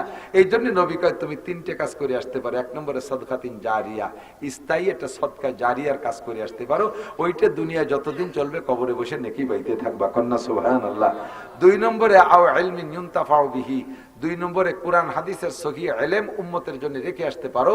সদস্য হুজুর দেশে আসার কারণে আলেম উলামা আসা শুরু হয়েছে, তারপরে থেকে এই বাহিরদের হুজুররা হয়েছে, আমাদের দেশে হাজার হাজার আলেম উলামা হয়েছে। যত মানুষ আলেম হয়েছে সমস্ত মানুষ ইলম পড়ে যে নাকি আমার সদস্য হুজুর তাই পাবে। আমরা মিস করবো না, আমাদেরটা আমরা পাবো, ওনাকে আল্লাহ তাআলা দিয়ে দেবে। আমি প্রায়, আমার ছাত্র প্রায় 1000-এর উপরে মাওলানা হয়ে গেছে, 1000-এর উপরে ছাত্র আমার মাওলানা মুফতি মুহাদ্দিস হয়েছে, ওদের ছাত্ররা আবার হাজার হাজার হয়ে গেছে। ওরা পড়ে যে নেকি পাবে আমার এখানে এসে জমা হবে, আমার এখান থেকে আবার পার্সেন্ট চলে যাবে তা আমার উস্তাদের, সেখান থেকে চলে যাবে তার উস্তাদের, যাইতে যাইতে সদস্যের পরে পাবে হুসাইন আহমদ মাদানী, তার উস্তাদ পাবে কি বলা হয় মাহমুদুল হাসান দেওবন্দি, তার উস্তাদ পাবে, তার উস্তাদ পাবে কি বলা হয় হযরত কাসেম নানুতুবি রাহমাতুল্লাহ আলাইহি। এমন করে যাইতে তাহলে থাকবেন বিশ্ব নবী মুহাম্মদুর রাসূলুল্লাহ সাল্লাল্লাহু আলাইহি সাল্লাম পর্যন্ত। আমরা যদি এতটুকু নাও পারি, কমপক্ষে আমার টাকায় মাদ্রাসার 2টে ছেলে কোরআন শরীফ পড়া শিখুক, আমার টাকায় 2টে ছেলে কোরআন শরীফ পড়া শিখুক, তাহলে তার থেকে হাজার হাজার আলেম হবে, সে নেকি আপনি পাবেন। 3 নম্বরে হলো আওয়ালাদিন সালিহিন ইয়াদউ লাহু, নেক সন্তান রেখে যাবেন কবরের কাছে, যে রব্বির হামহুমা, যায় নামাজে বসে রব্বির হামহুমা পড়বে, সূরা ইখলাস আর ফাতিহা পড়ে বকশায় দেবে। আপনার সন্তানদের এই পড়াপড়ির নেকি আপনি কবরে পাইবেন।